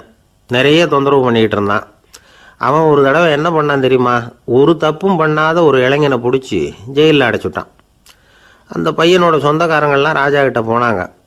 அவன் ஒரு தவறும் பண்ணலை, அவனை விடுதலை பண்ணுங்க அப்படின்னு கெஞ்சி கேட்டுக்கிட்டாங்க. மன்னன் வந்து யோசனை பண்ணான். அந்த இளைஞனை கூப்பிட்டுக்கிட்டு வர சொன்னான். அவனை கொண்டாந்து ராஜா முன்னாடி நிறுத்தினாங்க. இதை பாருப்பா, உன்னை நான் விடுதலை பண்ணுவேன், ஆனால் ஒரு கண்டிஷன். அந்த நிபந்தனையை நீ நிறைவேற்றினா உனக்கு விடுதலை அப்படின்னா மன்னன். சரின்னு ஒத்துக்கிட்டான் பையன். மன்னன் வந்து கண்டிஷன் என்னங்கிறத சொன்னான். உங்ககிட்ட ஒரு செம்மறி ஆட்டை கொடுக்க போகிறேன், 1 மாதத்துக்கு அதுக்கு தேவையான தீனியையும் கொடுக்க போகிறேன். 1 மாதம் கழித்து அந்த ஆட்டை வந்து எடை போட்டு பார்ப்பேன். அந்த ஆட்டின் எடை கொஞ்சம் கூட கூடி இருக்கக்கூடாது. எடை கூடி இருந்தால் உனக்கு விடுதலை கிடையாது. என்ன சொல்கிற அப்படின்னா. பையனுக்கு ஒன்றும் புரியல, பயமாக போயிட்டுது. குழம்பிக்கிட்டே நின்றுக்கிட்டு இருக்கிறான். சரி, ஒரு நாள் டைம் தரேன், நல்லா யோசனை பண்ணி பார்த்துட்டு நாளைக்கு உன் முடிவை சொல்லு அப்படின்னா மன்னன். பையன் கவலையோடு வெளியில் வந்தான். அங்கே ஒரு பெரியவர் நின்றுக்கிட்டு இருந்தார். அவர்கிட்ட விஷயத்தை சொன்னான். அந்த பெரியவர் இந்த பையனுக்கு காதோட காதாக ஒரு வழியை சொல்லி கொடுத்தார். அதை கேட்டதும் பையன் மறுபடியும் மன்னன் முன்னாடி வந்து நின்னா, உங்கள் நிபந்தனையை ஏற்றுக்கிறேன்னு சொன்னான். மன்னன் வந்து ஒரு ஆட்டுக்குட்டியையும் அதுக்கு 1 மாதத்துக்கு தேவைப்படுற தீவனத்தையும் கொடுக்கும்படியாக உத்தரவு போட்டான். கொடுத்தாங்க, ஓடிட்டு போயிட்டான். 1 மாதம் தினமும் தவறாமல் அந்த தீவனத்தை ஆட்டுக்குட்டிக்கு போட்டுக்கிட்டு இருக்கிறான். 1 மாதம் கழித்து அந்த ஆட்டை வந்து அரண்மனைக்கு ஓட்டிகிட்டு போனான். மன்னன் அதை எடை போட்டு பார்க்குறான், எடை கூடவே இல்லை, அப்படியே தான் இருக்குது. உடனே போட்ட நிபந்தனைப்படி அந்த இளைஞனை வந்து விடுதலை பண்ணிவிட்டான். சரி, ஆட்டுக்கு எடை கூடாமல் இருக்கிறதுக்கு அந்த பெரியவர் சொல்லி கொடுத்த யோசனை என்ன அப்படின்னா, அது வேற ஒன்றும் இல்லை. அந்த ஆட்டுக்கு எதிரில் அது கண்ணில் படுற மாதிரி ஒரு ஓநாயை கட்டி போட சொன்னார். அவ்வளவுதான். ஆட்டுக்கு ஓநாய்ங்கிறது பிறவி பகை. ஓநாயை பார்த்தா ஆடு நடுங்க ஆரம்பிச்சிடும், அவ்வளவு பயம். தினமும் அந்த ஆடு பயந்துக்கிட்டே தீனி சாப்பிட்டுது, எடை கூடல. அதுதான் ரகசியம். இது வந்து சின்ன பிள்ளைங்களுக்கான ஒரு கதை. இதிலேருந்து தெரிஞ்சிக்க வேண்டிய உண்மை என்னென்னா, நாமெல்லாம் சாப்பிட்றப்ப மனசும் உடம்பும் அமைதியாக இருக்கணும். அப்போ தான் அது உடம்புல ஒட்டும். அவசரத்துலேயும் பயத்துலையும் சாப்பிட்டா அது சரியாக ஜீரணம் ஆகாது. இன்னொரு ராஜா இருந்தார். அவரும் ஒரு இளைஞனை ஜெயிலில் அடைச்சி விட்டார்.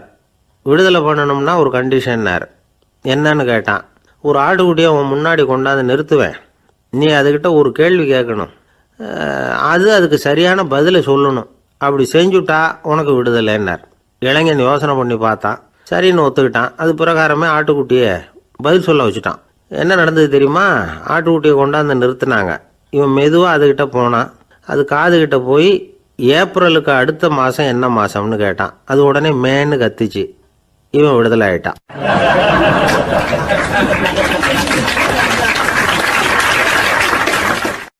காஞ்சிபுரத்தில் பல்லவ ராஜா ஒரு கோவில் கட்டினார், கைலாசநாதர் கோவில். அதுக்கு கும்பாபிஷேகம் பண்ணுறதுக்கு ஒரு நாள் குறிப்பிட்டு அதுக்கு வேண்டிய ஏற்பாடுகள்லாம் பண்ணினார். முதல் காரியமாக கடவுளை வேண்டிக்கிட்டார், நீங்கள் இந்த கும்பாபிஷேகத்துக்கு நேரில் வந்து கலந்துக்கணும்னார். கடவுள் அந்த ராஜா கனவுல வந்தார். நீ கும்பாபிஷேகம் வச்சிருக்கிற அதே நாளில் அதே நேரத்தில் எனக்கு இன்னொரு ஊரில் ஒரு கும்பாபிஷேகம் இருக்குது, அதுக்கு போக வேண்டியிருக்கு. அதாவது திருநின்ற ஊரில் என்னுடைய பக்தர் ஒருத்தர், அவரும் ஒரு கோயில் கட்டி கும்பாபிஷேகம் செய்கிறார், நான் அதுக்கு போக வேண்டியிருக்கு, அதனால் உன்னுடைய தேதியை நீ மாற்றி வச்சுக்கோ அப்படின்னார். கடவுள் தான் எங்கேயும் இருக்கிறவராச்சே, அவர் நினச்சா 2 இடத்துலையும் இருந்து கோயில் கும்பாபிஷேகத்தை நடத்த முடியாதா? ஏன் அப்படி செய்யலை? அது ஒரு முக்கியமான காரணத்துக்காக தான். திருநின்ற ஊரில் இருந்த பூசலாருங்கிற அந்த அடியாரின் பெருமையை இந்த உலகத்துக்கு எடுத்து காட்டணுங்கிறதுக்காகத்தான் கடவுள் அந்த ராஜா கிட்ட அப்படி சொன்னார். சரி, அந்த அடியார் அப்படி என்னதான் பெருசாக கோயில் கட்டி விட்டார்? ராஜா கட்டின கோயிலை விட பெருசா? அவர் கட்டினது கருங்கல்லாலேயோ மண்ணாலேயோ மரத்தாலேயோ இல்லை. அவர் கட்டின கோயில் வேறு மாதிரி. அது மனசால கட்டின கோயில், மனசுக்குள்ளே இருக்கிற கோவில், மனக்கோவில். அந்த அடியார் தன்னோட மனசுக்குள்ளே மாதக்கணக்காக ஒவ்வொரு கல்லாக சேர்த்து கட்டின கோவில். இந்த விஷயம் ராஜாவுக்கு தெரியாது. அவர் என்ன நினச்சுட்டாரு, அது நாம் கட்டின கற்கோயிலை விட ரொம்ப பெருசாக இருக்கும் போல இருக்கு அப்படின்னு நினச்சிட்டார். சரி, அப்பேற்பட்ட அந்த கோயிலை தரிசனம் பண்ணிவிட்டு வருவோம் அப்படின்னு நினச்சி ராஜா திருநின்ற ஊருக்கு போகிறார். அங்கே போய் பார்த்தா கோயிலையும் காணும், ஒன்றையும் காணும். கடைசியில் பூசலார் கட்டின மணக்கோவில் தான் அதுங்கிறத அவர் புரிஞ்சுக்கிறார். உடனே அந்த அடியாரின் காலில் விழுந்து வணங்குறார். அவரோ, இது மனசால முயன்ற கோவில், இதுக்கு இத்தனை பெருமையா அப்படின்னு ஆச்சரியப்படுறார். இதில் ஆச்சரியப்படுறதுக்கு ஒன்றும் இல்லை. ஆண்டவன் விரும்புறது அகபக்தியையே தவிர புற தோற்றங்களே அல்ல. இதை நாம் புரிஞ்சுக்கிட்டோம்னா நமக்குள்ள எந்த வேறுபாடுகளும் வர்றதுக்கு வழியே இல்லை. இன்னொரு ராஜா இருந்தார். அவர் ஆண்டவனுக்கு படைக்கிறதுக்காக ஒரு தார் நல்ல செவ்வாழைப்பழமாக எடுத்துக்கிட்டு போகணும்னு நினச்சார். அதனால் நாளே அதை வாங்கிட்டு வர சொன்னார் வேலைக்காரங்கிட்ட.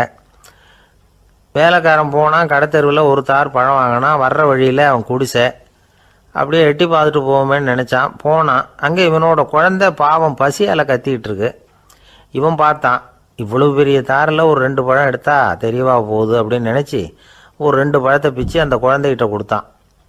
அது அதை வாங்கி வயிறார சாப்பிட்டுது. பசி அடங்குச்சு, விளையாட போயிட்டுது. இவன் அதுக்கப்புறம் வாழைப்பழத்தை எடுத்துக்கிட்டு அரண்மனைக்கு வந்தான். 2 பழம் பிச்சிருக்கிறது ராஜாவுக்கு தெரிஞ்சு போச்சு. இவன் உண்மையை சொல்லிவிட்டான். உடனே ராஜா, கடவுளுக்கு படைக்க வேண்டிய பொருளை குழந்தை எச்சில் பண்ண விட்டுருக்கியே அப்படின்னு சொல்லி அவனை கட்டி வச்சு சாட்டையால் அடித்தார் பாவம். மறுநாள் பழத்தை கோயிலுக்கு எடுத்துகிட்டு போனார். கடவுள் முன்னாடி வச்சார். கடவுள் கண்ணை திறந்து பார்த்தார், பழம்லாம் அழுகி இருக்குது. என்ன இது அழுகி போன பழம் அப்படின்னார். ராஜா முழிச்சார். நல்லா தானே இருந்தது அப்படின்னு நினச்சார். அப்போ கடவுள் அந்த ராஜா கிட்ட சொன்னாராம், இதை பார்ப்பா, இந்த தாரில் 2 பழம் தான் நல்ல பழம், அந்த 2 பழங்களையும் நேற்றுக்கே நான் சாப்பிட்டுட்டேன் அப்படின்னாராம். அப்போ தான் ராஜாவுக்கு புரிஞ்சுது, ஏழை குழந்தையின் பசியை தீர்க்கறதுக்காக உதவுன அந்த 2 பழம்தான் இறைவன் சாப்பிட்ட பழம்னு. இறைவன் இருக்கிற இடம் எது? இதுதான். ஆந்திர நாட்டில் ஒரு அரசர் இருந்தார். அந்த அரசர்கிட்ட ஒரு அமைச்சர் இருந்தார். அந்த அமைச்சர் பேர் ராயண பாஸ்கர். அவர் ஒரு பெரிய அறிவாளி. அது மட்டும் இல்லை, மிகச்சிறந்த கொடையாளி. யார் எது கேட்டாலும் இல்லைன்னு சொல்ல மாட்டாராம். அதன் காரணமாகவே அவர்கிட்ட இருந்த செல்வம் நாளுக்கு நாள் குறைஞ்சிக்கிட்டே வந்துட்டு தான். கடைசியில் குடும்பத்துக்குன்னு எதுவும் வைக்காமலே அவர் போய் சேர்ந்துட்டார். மகனும் இறந்துட்டார். அந்த குடும்பத்தில் மிஞ்சி இருந்தது அவருடைய மருமகள், ஒரு பேரன், அவ்வளவுதான். இருந்த ஒரே சொத்து பழுதடைஞ்ச ஒரு வீடு. அந்த அம்மா மற்ற வீடுகளில் வேலை செஞ்சு தன்னுடைய பிள்ளைய படிக்க வச்சுக்கிட்டு வராங்க. அந்த புள்ள ஒரு பெரிய வள்ளலுடைய பேரன்கிறது அந்த பள்ளி வாத்தியார்களுக்கும் தெரியும். அதனால் அவங்களும் இவங்ககிட்ட கொஞ்சம் அன்பாகவும் அக்கறையாகவும் பழகி பாடம் சொல்லி கொடுத்துக்கிட்டு இருக்கிறாங்க. ஒரு நாள் ஒரு புகழ்பெற்ற கவிஞர் ஒருத்தர் அந்த பள்ளிக்கூடத்துக்கு வந்திருக்கிறார். ஆசிரியர்கள்கிட்ட பேசிக்கிட்டு இருந்தப்போ ஒரு செய்தியை சொன்னாராம். ராயண பாஸ்கருங்கிற வள்ளல் எனக்கு நிறைய உதவிகள் செஞ்சிருக்கார், என்னை பாராட்டி பரிசுகள்லாம் கொடுத்துருக்கிறார். அந்த வள்ளல் வாழ்ந்த கிராமத்தை பார்க்கணுங்கிறதுக்காக தான் இப்போ இங்கே வந்திருக்கிறேன் அப்படின்னாராம். ஆசிரியர் உடனே இந்த பையனை கூப்பிட்டு, இதை பாருங்கள், இவன் யார் தெரியுமா, நீங்கள் குறிப்பிடுகிற அந்த வள்ளலின் பேரன் அப்படின்னு அறிமுகப்படுத்தினாராம். கவிஞரின் கண்களில் ஆனந்த கண்ணீர். அந்த பரவச நிலையிலேயே அந்த வள்ளலை பற்றி கவி பாட ஆரம்பிச்சுட்டாராம். இந்த சின்ன பையன் அதை கேட்டிருக்கிறான். உடனே என்ன பண்ணான் தெரியுமோ, தன் கையில் அணிஞ்சிருந்த ஒரு பொன் வளையலை கழட்டி அந்த கவிஞருக்கு பரிசாக கொடுத்துட்டானான். எல்லாருக்கும் ஆச்சரியம். தாத்தா இருக்கும் நிலையில் கொடுத்தார், பேரன் இல்லாத நிலையிலையும் கொடுக்குறான். பையனை எல்லாரும் பாராட்டினாங்களாம். இருந்தாலும் அவனுக்குள்ள ஒரு பயம் எதுவாக ஆரம்பமாச்சு. பள்ளிக்கூடம் விட்டு வீட்டுக்கு வரும்பொழுது அந்த பயம் இன்னும் அதிகமாயிட்டுது. அம்மா என்ன சொல்லுவாங்களோ தெரியலையே, ஏதோ திடீர்னு தோணிச்சு வளையல கட்டி கொடுக்கணும்னு கொடுத்துட்டோம். குடும்பம் இருக்கிற நிலையில் இப்படி நான் செஞ்சது தப்பா, வீட்டு செலவுக்கே அம்மா எவ்வளவு கஷ்டப்படுறாங்க, வீட்டுக்கு போனதும் என்ன நடக்குமோ தெரியலையே அப்படின்னு நினச்சி பயந்துக்கிட்டே அவன் வீட்டுக்குள்ளே அடி எடுத்து வைக்கிறான். அம்மா கூப்பிட்டு சாப்பாடு போட்டாங்க. அவங்க கண்ணில் படக்கூடாதுங்கிறதுக்காக ஒரு கையை பின்னாடி மறைச்சிக்கிட்டே இருந்தான். அம்மா இதை கவனிச்சிட்டாங்க. ஏய், உன் கையை ஏன் அப்படி வச்சிருக்கிற, உன் கைக்கு என்னாச்சு, ஏதாவது அடிபட்டு போச்சா அப்படின்னு கேட்டுக்கிட்டே கையை எடுத்து பார்க்குறாங்க. வளையல காணலை.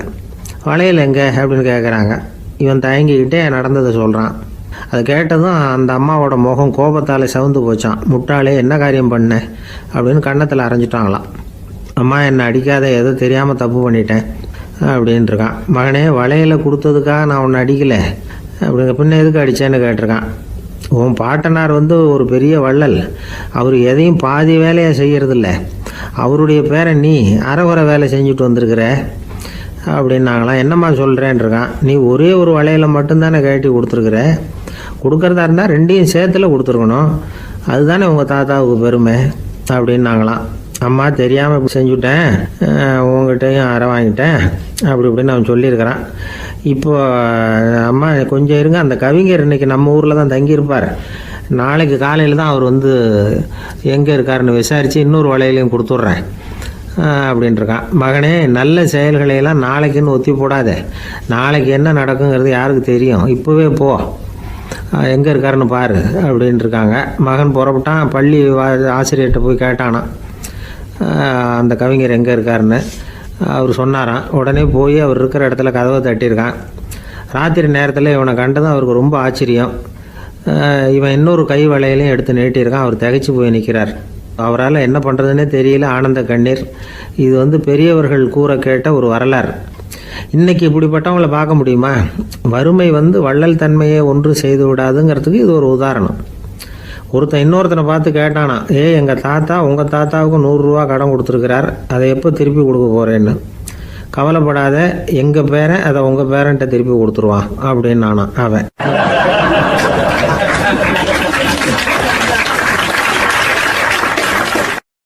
ஒரு ஊரில் ஒரு மன்னர் இருந்தார். புத்தி கூர்மை உள்ள ஒரு மன்னர்.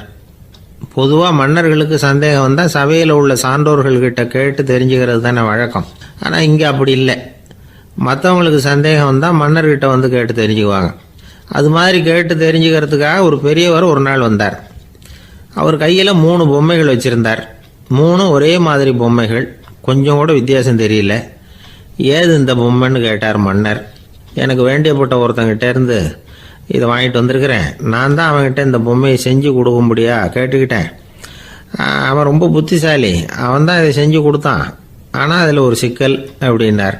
என்ன பிரச்சனைன்னு கேட்டிருக்காரு இவர். நான் அவன்கிட்ட கேட்டது 3 விதமான பொம்மைகளாக இருக்கணும்னு கேட்டேன், அவன் என்னடான்னா 3 ஒரே மாதிரியாக செஞ்சு கொடுத்துட்டான் அப்படின்னார். அவங்ககிட்டயே கேட்கறது தானே அப்படின்ட்டுருக்காரு இவர். கேட்டேன், அவன் என்ன சொல்கிறான்னா, இது 3 ஒரே மாதிரி பொம்மை கிடையாது, 3 விதம், ஒன்றுக்கு ஒன்று வித்தியாசம் இருக்குது. இந்த 3 பொம்மையும் 3 விதமான நண்பர்களுக்கு உதாரணங்கள் அப்படின்னு சொல்கிறான். எனக்கு ஒன்றும் புரியல, அதுதான் உங்ககிட்ட வந்தேன் அப்படின்னார். சரி, அந்த பொம்மைகளை இப்படி கொடுங்க அப்படின்னு வாங்கினார் மன்னர். எடுத்துக்கிட்டு உள்ளே போனார். கொஞ்ச நேரம் கழித்து வெளியில் வந்தார். அதுக்கப்புறம் சொன்னார், இதை பாருப்பா, அவன் சொன்னது சரிதான், 3 விதம் தான்.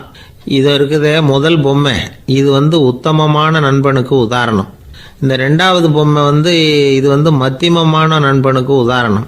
அந்த மூணாவது பொம்மை இருக்குதே அது மோசமான நண்பனுக்கு உதாரணம். இதை செஞ்சவன் உண்மையிலேயே பெரிய அறிவாளி தான் அப்படின்னாராம். வந்தவருக்கு ஒன்றும் புரியல. பார்த்தா ஒன்றும் வித்தியாசம் தெரியலையே அப்படின்னு அவன் குழம்பி போய் நிற்கிறான். இப்போது அந்த மன்னர் விளக்கம் கொடுக்குறார். அந்த 3 பொம்மையையும் எடுத்து முன்னாடி வச்சார். ஒரு மெல்லிய கம்பியை கையில் எடுத்தார். அந்த முதல் பொம்மை காதில் விட்டார். கொஞ்ச தூரம் உள்ளே போய் அப்படியே நின்றுட்டுது அந்த கம்பி. அப்புறம் ரெண்டாவது பொம்மை காதில் அந்த கம்பியை விட்டார். அந்த கம்பி என்னாச்சுன்னா அப்படியே அது வாய் வழியாக வெளில வந்தது. மூணாவது பொம்மை காதில் கம்பியை செலுத்தினார். அது நேராக இன்னொரு காது வழியாக வெளியில் வந்தது. இப்போ இந்த முதல் வகை இருக்குதே அது மாதிரியான நண்பர்கள் எப்படி தெரியுமா? நம்ம கஷ்டத்தை அவங்கக்கிட்ட சொன்னால் பேசாமல் கேட்டுக்குவாங்க.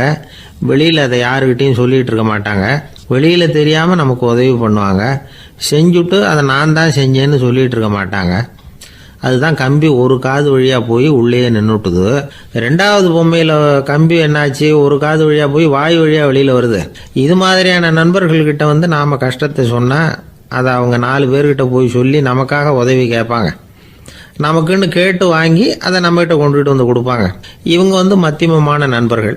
மூணாவது பொம்மையில் ஒரு காது வழியாக செலுத்துகிற கம்பி இன்னொரு காது வழியாக வெளியில் வந்துடுது. இது மாதிரியான நண்பர்கள்கிட்ட நம்ம கஷ்டத்தை சொன்னால் அவங்க காது கொடுத்து கேட்கறது மாதிரி நடிப்பாங்க. அப்படியே இன்னொரு காது வழியாக அதை வெளில விட்டுருவாங்க. அதை பற்றி கவலைப்பட மாட்டாங்க. இதுதான் இந்த பொம்மைகளுக்குள்ளே இருக்கிற வித்தியாசம் அப்படின்னு விளக்கம் கொடுத்தாராம் மன்னர். படிக்கிற பிள்ளைங்கள்லேயும் இது மாதிரி 3 வகை உண்டு. சில பேர் காதால் வாங்கி மனசில் வச்சுக்குவான். சில பேர் காதால் வாங்கி பேனாவால் எழுதி விடுவான். சில பேர் ஒரு காதால் வாங்கி இன்னொரு காதால் வெளியில் விட்டுருவான். ஒரு பையன் வகுப்பில் ஆசிரியர் பாடம் நடத்தும் பொழுது தலையை வேகமாக ஆட்டி ஆட்டி கேட்பானான். ஏன்டா இப்படி தலையை இப்படி ஆட்டுற அப்படின்னு கேட்டிருக்கான் பக்கத்தில் இருந்தவன். தலையை ஆட்டினா தாண்டா ஒரு காது வழியாக உள்ளே போகிறது இன்னொரு காது வழியாக வெளியில் வேகமாக வெளில போகும் அப்படின்னானா அந்த பையன்.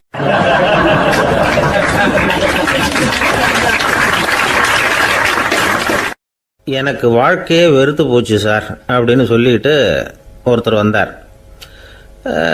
கொஞ்ச நேரம் பேசினதுக்கப்புறம் அவர் அப்படி சொல்லியிருந்தா அதில் ஒரு அர்த்தம் இருந்திருக்கும். வர்றதுக்கு முன்னாடியே வாழ்க்கை வெறுத்து போச்சுன்னு சொல்லிட்டு வர்றார். என்ன சார் விஷயம்னு விசாரித்தோம். எங்கள் வீட்டில் தினம் 3 வேளையும் ஒரே மாதிரி சாப்பாடு சார், வித்தியாசமே கிடையாது. இப்படியே 3 மாதமாக சாப்பிட்டுக்கிட்டு இருக்கிறேன். அதை விட பட்டினி கிடந்து செத்துடலாம்னு தோணுது அப்படின்னார். ஒரு பெரியவர் சொன்ன தத்துவத்தை சொல்கிறதுக்கு ஆள் கிடைக்காம தவிச்சுக்கிட்டு இருந்தோம். இப்போ ஒருத்தர் கிடைச்சிட்டார். விட்டுலாமா? உடனே அவரை உட்கார வச்சு சொல்ல ஆரம்பிச்சிட்டோம். அதாவது நாம் அனுபவிக்கிற உணர்வுகளில் களிப்பு, மகிழ்வு, ஆனந்தம் இது 3க்கும் ஒன்றுக்கு ஒன்று வித்தியாசம் உண்டு. மேம்போக்காக பார்க்குறதுக்கு இது 3 ஒன்று மாதிரி தோணும். ஆனால் அது அப்படி இல்லை. களிப்புங்கிறது உடம்பை பொறுத்தது, மகிழ்வுங்கிறது மனசை பொறுத்தது, ஆனந்தம்ங்கிறது ஆன்மாவை பொறுத்தது. இப்படி இந்த 3 வகையான அந்த சுவைப்புகளின் தன்மையும் வேற வேற. இப்போ முதல்ல களிப்புங்கிறத எடுத்துக்குவோம். நம்ம புலன்களுக்கு களிப்பை தரக்கூடிய பொருள்களுக்கு சில விசேஷ குணம் உண்டு. அது எப்படின்னா, சீக்கிரமே சலிப்பை உண்டு பண்ணும். ஒருத்தர் அந்த பொருளை எடுத்துக்கிட்டா அது இன்னொருத்தருக்கு குறைஞ்சிரும். உணவு, உடை இதெல்லாம் களிப்பை தரக்கூடிய பொருள்கள். இப்போ உதாரணத்துக்கு ஒரு சாப்பாட்டு மேசையில் ஒரு பாத்திரத்தில் 10 இட்லி இருக்குது. அதில் ஒரு 2 இட்லியை நம்ம தட்டில் எடுத்து வச்சு சாப்பிட்றோம். நாம் சாப்பிட்ட அந்த இட்லி நிச்சயமாக எதிரில் உட்காந்துருக்கிறவருக்கு இல்லை, அவருக்கு உபயோகப்படாது. நாம் சாப்பிட்ட அதே இட்லியை அவரும் சாப்பிட முடியாது, அவர் வேறு தான் எடுத்து வச்சுக்கணும். அது மாதிரி நாம் ஒரு சட்டையை எடுத்து போட்டுக்கிறோம். அதே சட்டையை அதே நேரத்தில் இன்னொருத்தர் போட்டுக்க முடியாது. புலன்களுக்கு களிப்பை தரக்கூடிய இது மாதிரி பொருள்கள்லாம் முதல் தடவை நமக்கு கொடுக்குற களிப்பை 2வது தடவையும் கொடுக்காது. 3வது தடவை இன்னும் குறையும். கடைசியில் வெறுப்பாக மாறிடும். ஒவ்வொன்றா இட்லியை தொடர்ந்து சாப்பிட்றோம்னு வச்சுக்கோங்க, முதல் இட்லி தரக்கூடிய சுவையை 30வது இட்லி தராது.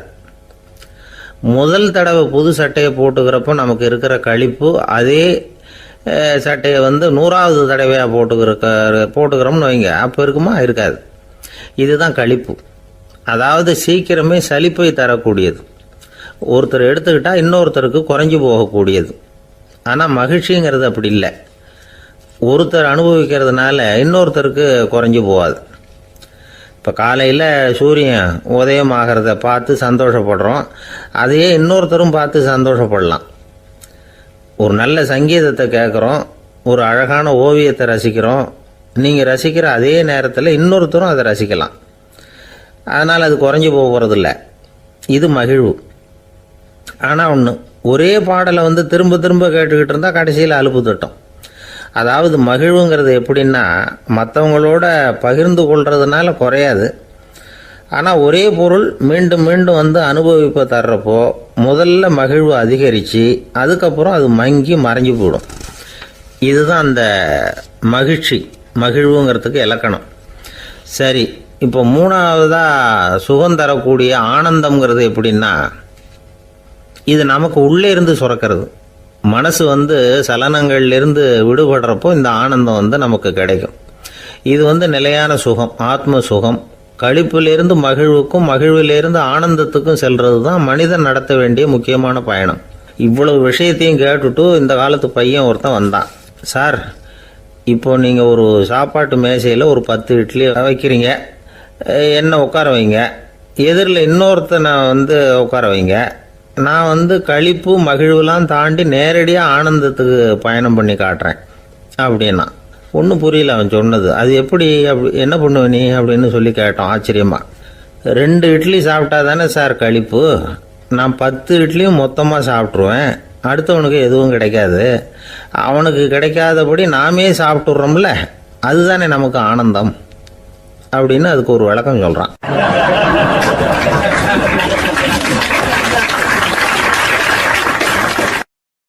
இந்த உலகத்தில் மனுஷன் எவ்வளவோ தவறுகள் செய்கிறான். அதுக்கெல்லாம் என்ன காரணம்? அதை பற்றின ஆராய்ச்சி தான் இன்னைக்கு. இதுக்கு ஆராய்ச்சி என்னத்துக்கு, அது தெரிஞ்ச விஷயம் தானே அப்படின்னு நீங்கள் நினைக்கலாம். ஆனால் அப்படி அலட்சியமாக இந்த விஷயத்தை விட்டுறக்கூடாது. பொதுவாக எல்லோரும் நினைக்கலாம் எது சரி எது தவறு அப்படின்னு தெரியாததுனால தான் மனுஷன் தப்பு பண்ணுறான் அப்படின்னு. ஆனால் அப்படி சொல்லிட முடியாது. மனுஷன் தெரிஞ்சே தான் தவறுகள் பண்ணுறான்.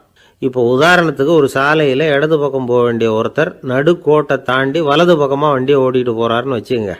என்னப்பா இது தப்பு இல்லையா அப்படின்னு அவர்கிட்ட கேட்டால், அதெல்லாம் எனக்கு தெரியும், நீ உன் வேலையை பார்த்துட்டு போ அப்படிம்பார். வலது பக்கமாக போகிறது தப்புன்னு தெரிஞ்சே தான் அவர் அப்படி செய்கிறார், அப்படி போகிறார். பெரிய உத்தியோகத்தில் இருக்கிறவங்க கூட லஞ்சம் வாங்குறாங்க. அவங்களுக்கெல்லாம் லஞ்சம் வாங்குறது தப்புன்னு தெரியலன்னு அர்த்தம்.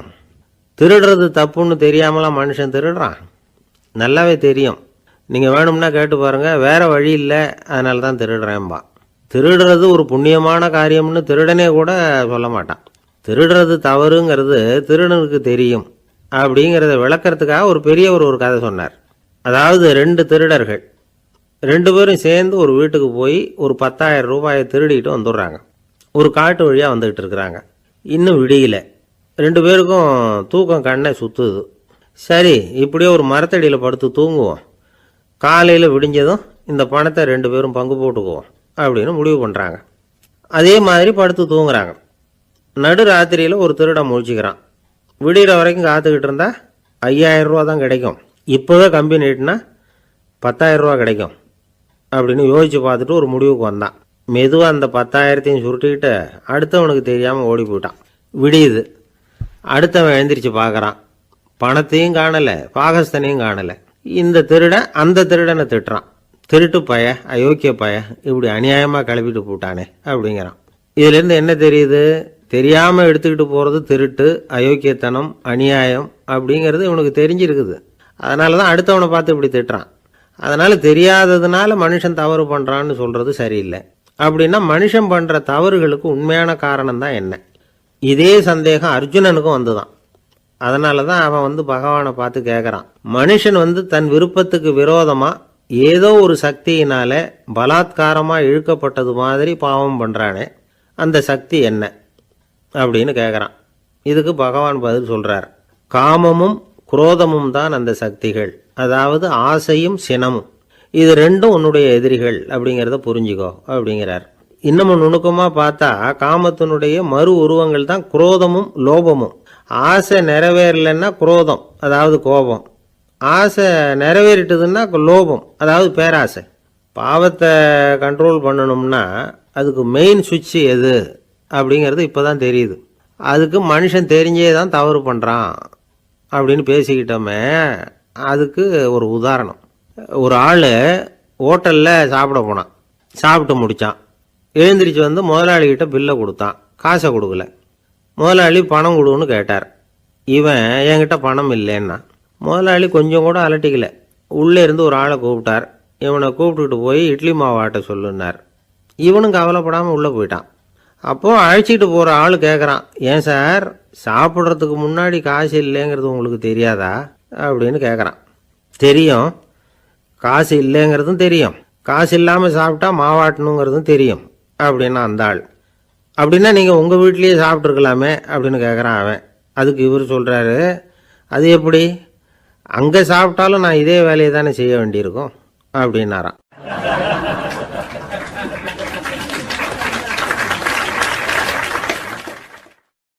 துஷ்டரை கண்டால் தூர விலகு, இப்படி ஒரு பழமொழி உண்டு.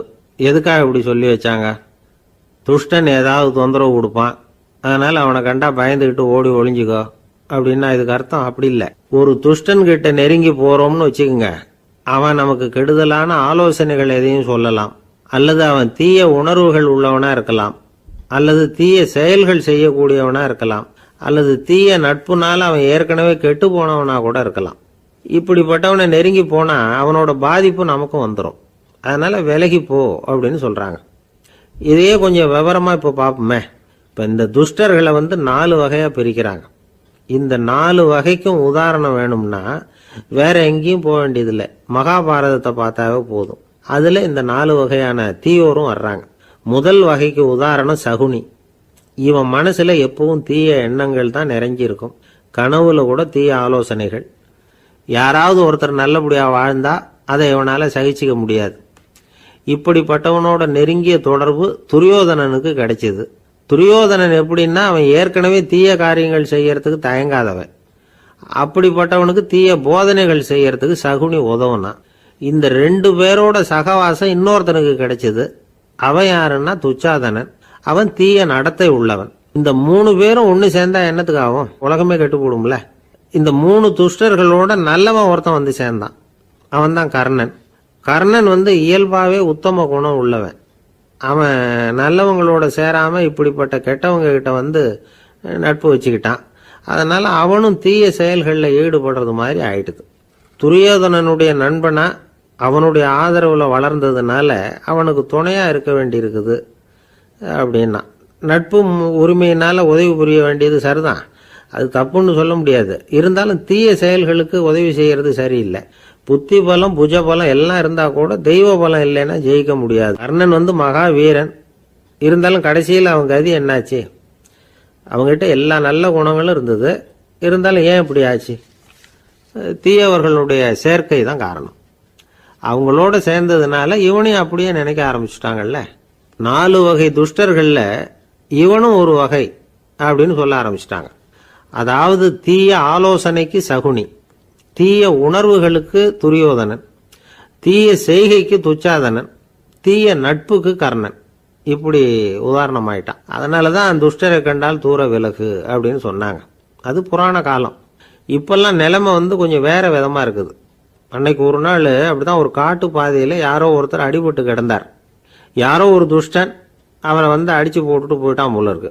அந்த வழியாக போன ஒருத்தர் பரிதாபப்பட்டு அவனை போய் தூக்குனார். ஆறுதல் சொன்னார், இதை பாருங்க, இந்த வழியாக எப்பவும் தனியாக வரக்கூடாது. ஏன்னா இங்கே ஒரு ரவுடி இருந்துக்கிட்டு வர்றவங்க போகிறவங்களெல்லாம் வழிப்பறி பண்ணிகிட்டு இருக்கிறதா கேள்விப்பட்டிருக்கிறேன் அப்படின்னாராம். இனிமேல் அப்படி கேள்விப்பட மாட்டீங்க அப்படின்னு நானா அந்த ஆள். ஏன்னு கேட்டிருக்காரு இவர். அவன் சொல்லியிருக்கான், நான் தான் சார் அந்த ரவுடி. இந்த வழியாக போனவங்க கிட்ட தகராறு பண்ணேன். அவங்க தான் என்ன இப்படி அடித்து போட்டு என்கிட்ட இருந்த பணத்தையெல்லாம் பிடிங்கிட்டு போட்டாங்க சார். காலம் ரொம்ப கெட்டு போச்சு அப்படின்னு நானா ரொம்ப பரிதாபமா.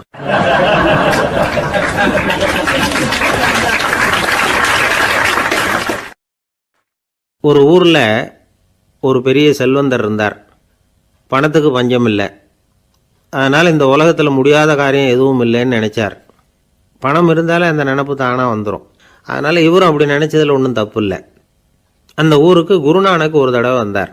அவருக்கு இந்த செல்வந்தர் ரொம்ப பிரமாதமாக ஒரு வரவேற்பு கொடுத்தார். ஊர் எல்லையிலேயே எங்கள் வீட்டுக்கு வந்து விருந்து சாப்பிட்டுட்டு போகணும்னு கேட்டுக்கிட்டார். அவரும் சரின்னு ஒத்துக்கிட்டார். உடனே தன்னுடைய பங்களாவில் ஒரு பெரிய விருந்துக்கு ஏற்பாடு பண்ணார்.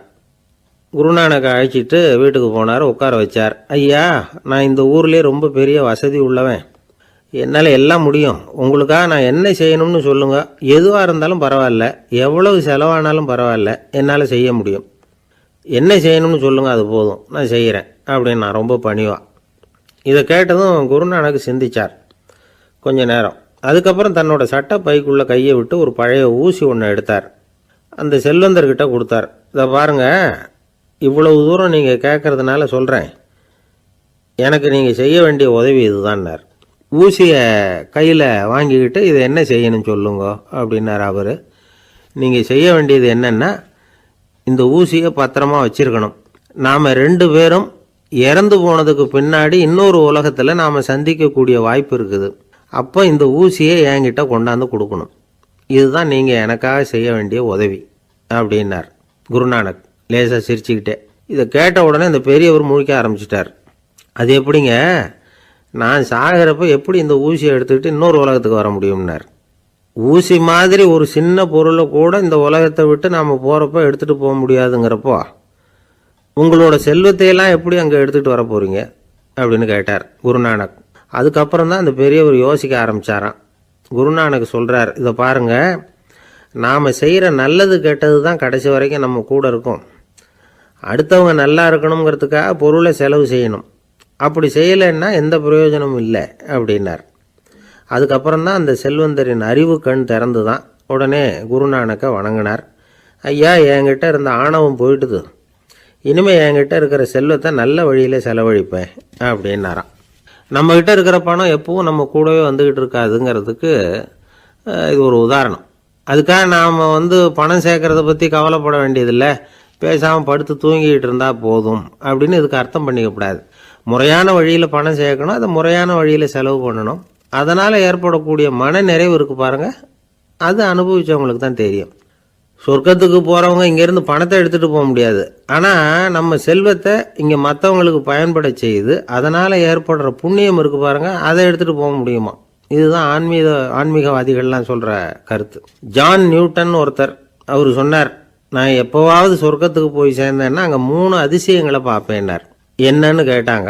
நான் யார் யார் இருக்க மாட்டாங்கன்னு நினச்சிக்கிட்டு இருந்தேனோ அவங்களில் சில பேர் அங்கே இருப்பாங்க, அது ஒரு பெரிய அதிசயம்னார். சரி, அடுத்தது என்ன?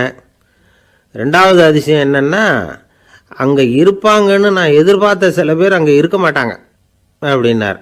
சரி, 3வது பெரிய ஆச்சரியம் என்ன அப்படின்னா, நான் அங்கே இருக்க பாருங்க, அதுதான் அந்த 3வது அதிசயம் அப்படின்னாராம்.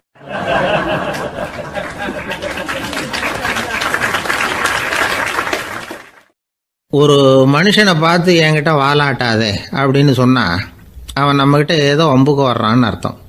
ஒரு நாயை பார்த்து யாரும் என்கிட்ட வாலாட்டாதே அப்படின்னு சொல்கிறது இல்லை. ஏன்னா நாய் வாலாட்டுனா அது நம்மக்கிட்ட தன்னுடைய நன்றியை தெரிவிக்கிறதாக நினச்சிக்கிட்டு இருக்கிறோம்.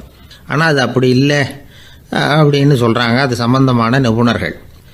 ஒரு நாய் தன்னுடைய வாலை இந்த பக்கமும் அந்த பக்கமுமா இப்படியும் அப்படியும் ஆட்டிக்கிட்டு இருந்தா அது பதட்டத்தில் கூட இருக்கலாம். நாய் நட்பாக இருந்தாலும் வாலாட்டும், ஆத்திரத்தில் இருந்தாலும் வாலாட்டும், கோபத்தில் இருந்தாலும் வாலாட்டும், குழப்பத்தில் இருந்தாலும் வாலாட்டும், மகிழ்ச்சியாக இருந்தால் கூட அது வாலாட்டும். அதை நாம் தப்பாக புரிஞ்சுக்கிட்டு அதுக்கிட்ட போய் மாட்டிக்கக்கூடாது. நாயை பற்றி எனக்கு நல்லா தெரியும் அப்படின்னு சொல்கிறவங்க கூட அதுக்கிட்ட கடி வாங்கிட்டு நிற்கிறது உண்டு. நிபுணர்கள் என்ன சொல்கிறாங்க தெரியுமா? எப்போவுமே நாய்கள் திடீர்னு கடிச்சு விடுறதில்ல, கடிக்கிறதுக்கு முன்னாடி சில அறிகுறிகளை காட்டும். அதை சரியாக புரிஞ்சுக்கிட்டோம்னா தப்பிச்சிக்கலாம். ஒரு வீட்டுக்கு போகிறீங்க, அங்கே புதுசாக ஒரு நாயை பார்க்குறீங்க, உடனே அதுக்கிட்ட போய் குனிஞ்சு சிரிச்சுக்கிட்டே அது தலையில் தட்டுறீங்க. இது ரொம்ப தப்பான். ஒரு நாய் இன்னொரு நாயை நேருக்கு நேர் பார்த்து பல்ல காட்டுனா அது தன்னுடைய தன்முனைப்பை காட்டுதுன்னு அர்த்தமா. உன்னை விட நான் பெரியவன் அப்படின்னு சொல்லுதுன்னு அர்த்தம். அதனால் நீங்கள் அது மாதிரி கிட்ட போய் சிரிக்கிறோம் அப்படின்னு நினச்சிக்கிட்டு பல்ல காட்டினா உங்களையும் எதிரியாக நினச்சிரும். இன்னொரு விஷயம் என்னென்னா, தலையில் தட்டுனா நாய்க்கு பிடிக்காது. அது தன்னை அடக்கிறதாகவும் அச்சுறுத்துறதாகவும் நினச்சிக்கிட்டு இருக்கும். சரி, அப்படின்னா புதுசாக ஒரு இடத்துல அல்லது வீட்டில் நாய்க்குட்டியை பார்த்தா என்ன பண்ணுறது? நீங்கள் சும்மா இருங்க, அதுவாக கிட்ட வரட்டும். அதுக்கப்புறம் அதுக்கிட்ட கனிவாக பேசுங்க. கன்னம், மார்பு, தோல் இங்கெல்லாம் தட்டலாம், தப்பு இல்லையா? தலையில் தான் தட்டப்படாதான். ஒரு நாய் வந்து உங்களை நோக்கி ஓடி வருது, நீங்களும் ஓடுனா அது துரத்த ஆரம்பிச்சிடும். அசையாமல் சில மாதிரி நின்றுடுங்க, அது கிட்ட வராது. அதுக்கு ஆர்வம் இல்லாமல் போயிடும். ஒரு தெருவில் சின்ன பிள்ளைங்க நிறைய பேர் விளையாடிக்கிட்டு இருக்கிறாங்க. அப்போ சில நாய்கள் அங்கே ஓடி வருது. எல்லாரும் ஓடினாங்க. அப்படி ஓடுறப்போ ஒரு பையன் கால் தடிக்க கீழே விழுந்துட்டான். என்னாச்சு தெரியுமா? துரத்திட்டு வந்த நாய்கள்லாம் கீழே விழுந்தவன ஒன்றும் செய்யலை, அவன்கிட்டே போகல. ஓடிக்கிட்டு இருந்தாங்கல்ல பசங்க, அவங்கள துரத்திக்கிட்டு அவங்க பின்னாடி ஓடிச்சான். அதுதான் நாய்களுடைய சுபாவம். ஒரு நாய் நம்மளை நேருக்கு நேர் முறைச்சி பார்க்குதுன்னு வச்சுங்க, நாமளும் அதை முறைச்சி பார்க்கக்கூடாது. நாம் வேறு பக்கம் எங்கேயாவது பார்க்க ஆரம்பிச்சிடணும். ஒரு நாய் வந்து கோபமாக இருந்ததுன்னா அதோட வால் வந்து உறுதியாக நேராக நிற்கும். ஒரு நாய் பணிந்து போனால் அல்லது பயந்து போனால் அது தன்னோட வாலை காலுக்கு நடுவில் வச்சுக்கும். ஒரு நாய் நம்மளை பார்த்து பயந்து நிற்கிதுன்னு வச்சுங்க, அதனால் நமக்கு ஆபத்து இல்லைன்னு நினச்சிடக்கூடாது. உங்களை பார்த்துட்டு ஒரு நாய் ஒடுங்குச்சுன்னா நீங்கள் விலகி போயிடணும் அப்படின்னு அது நினைக்குது. நிறைய பேர் பயந்து போன நாயால் கடிபடுறாங்க. இவன் நம்மளை விட பெரிய ஆள், மாட்டிக்கிட்டோம், வேறு வழி இல்லை அப்படிங்கிற நினப்பில் தான் நாய் வந்து கடிக்க ஆரம்பிக்குதான். இதே மாதிரி சங்கிலியால் கட்டி போடப்பட்டிருக்கிற நாயும் ஆபத்தானது தான். தொடர்ந்து கட்டி போட்டிருந்தா காலப்போக்கில் அது ஒரு மாதிரி ஆகிடும். நாய் வந்து குழந்தைகளை கடிக்காது அப்படின்னு சில பேர் சொல்லுவாங்க. அதுவும் ஒரு தவறான நம்பிக்கை. அதனால் சின்ன குழந்தைகளை தனியாக நாயோட விளையாட விடக்கூடாது. ஆகக்கூடி நாயை பற்றி நிறைய விஷயம் புரிஞ்சுக்க வேண்டியிருக்குது. ஒருத்தர் தன்னுடைய நண்பர் வீட்டுக்கு போயிருந்தார். அவசியம் எங்கள் வீட்டில் சாப்பிட்டுட்டு தான் போகணும் அப்படின்னு ரொம்ப அன்பாக சொல்லிவிட்டார். அதை மீற முடியல இவரால். சரின்னு உட்காந்துட்டார். சாப்பாடு போட்டாங்க, சாப்பிட ஆரம்பித்தார். அவங்க வீட்டில் கட்டி போட்டிருந்த நாய்க்குட்டி இவர் சாப்பிட்றத முறைச்சி பார்த்துது. ஏன் இப்படி என்ன இது முறைச்சி பார்க்குது உங்கள் வீட்டு நாய்க்குட்டி அப்படின்னு அவர் கேட்டார். அப்போ அவங்க சொன்னாங்களாம், அதுக்கிட்ட ஒரு கெட்ட பழக்கங்க, தன்னோட தட்டில் யார் சாப்பிட்டாலும் அது அப்படி தான் முறைச்சி பார்க்கும் அப்படின்னாரா அவர்.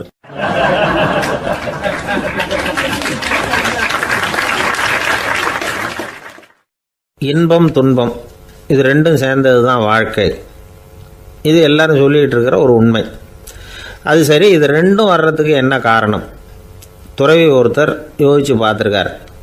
இன்ப துன்பம் தோன்றுவதற்கு முக்கியமாக 6 காரணங்கள் உண்டு அப்படிங்கிறார் அவர். அது என்னங்கிறத நாமளும் தெரிஞ்சு வச்சுக்குவோமே. இப்போ முதல் காரணம் சுயநலம். ஒரு தாயார் வந்து தன்னுடைய சுயநலம் கருதி தன்னுடைய மகன் இன்பமாக இருக்கணும்னு ஆசைப்படுறாங்க. மகனும் அப்படியே ஆசைப்படுறான். அதனால் தாயாரின் இன்ப துன்பங்களை பார்த்துட்டு மகனும் இன்ப துன்பம் அடையிறான். அந்த அம்மாவுக்கும் அதே நிலைமை தான். 2வது காரணம் உறவு. நான் துறவியான பிறகு கூட உறவுங்கிற காரணத்தினால தான் தாயாருடைய சுக துக்கங்களை கண்டு நானும் சுக துக்கம் அடைகிறேன். என் தாயாருடைய நிலைமையும் இதுதான் அப்படிங்கிறார் ஒரு துறவி. 3வது காரணம் என்னென்னா அறிமுகம்.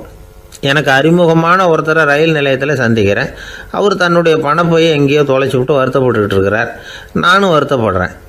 அந்த சமயத்தில் யாரோ ஒருத்தர் இதுதானே அவங்க பணப்பை அப்படின்னு சொல்லி கொண்டாந்து நீட்டுறார். பணப்பையை தொலைச்சவர் சந்தோஷப்படுறார், நானும் சந்தோஷப்படுறேன். இது அந்த துறவி சொல்கிற அனுபவம். 4வது காரணம் என்னென்னா கருணை. எனக்கு முன்னே பின்னே தெரியாத ஒருத்தனை யாரோ ஒருத்தன் அடித்து காயப்படுத்தி போடுறான். கருணை காரணமாக நான் அதுக்காக துக்கப்படுறேன். 5வது காரணம் எதையும் நம்புறது. ஒரு பசுமாட்டை ஒரு முரணை அடிச்சுக்கிட்டு இருக்கிறான் அப்படின்னு ஒருத்தர் வந்து நம்மகிட்ட சொல்கிறாருன்னு வைங்க, உடனே நான் துக்கப்படுறேன்.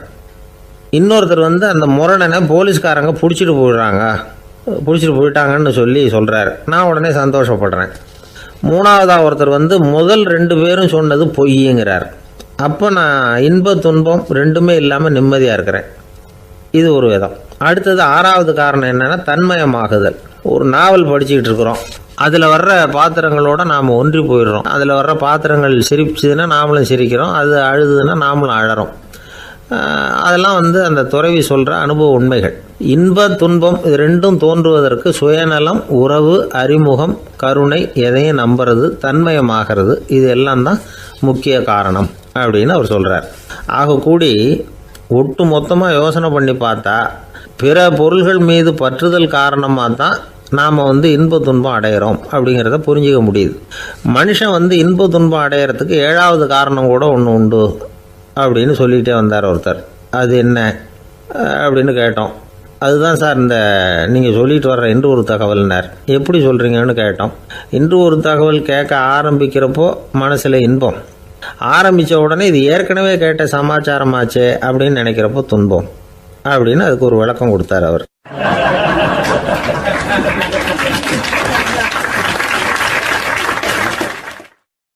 இன்றைக்கு பல பேர் உயில் எழுதி வைக்கிறாங்கல்ல. இந்த உயில்னா என்ன? அதாவது ஒரு நபர் தனக்கு பின்னாடி தன்னுடைய சொத்துக்கள் யாருக்கு போய் சேரணும்னு நினைக்கிறாரோ அந்த நினைப்பை சட்டப்படி உறுதிப்படுத்துறது தான் உயில். சரி, உயிலை யார் எழுதலாம்?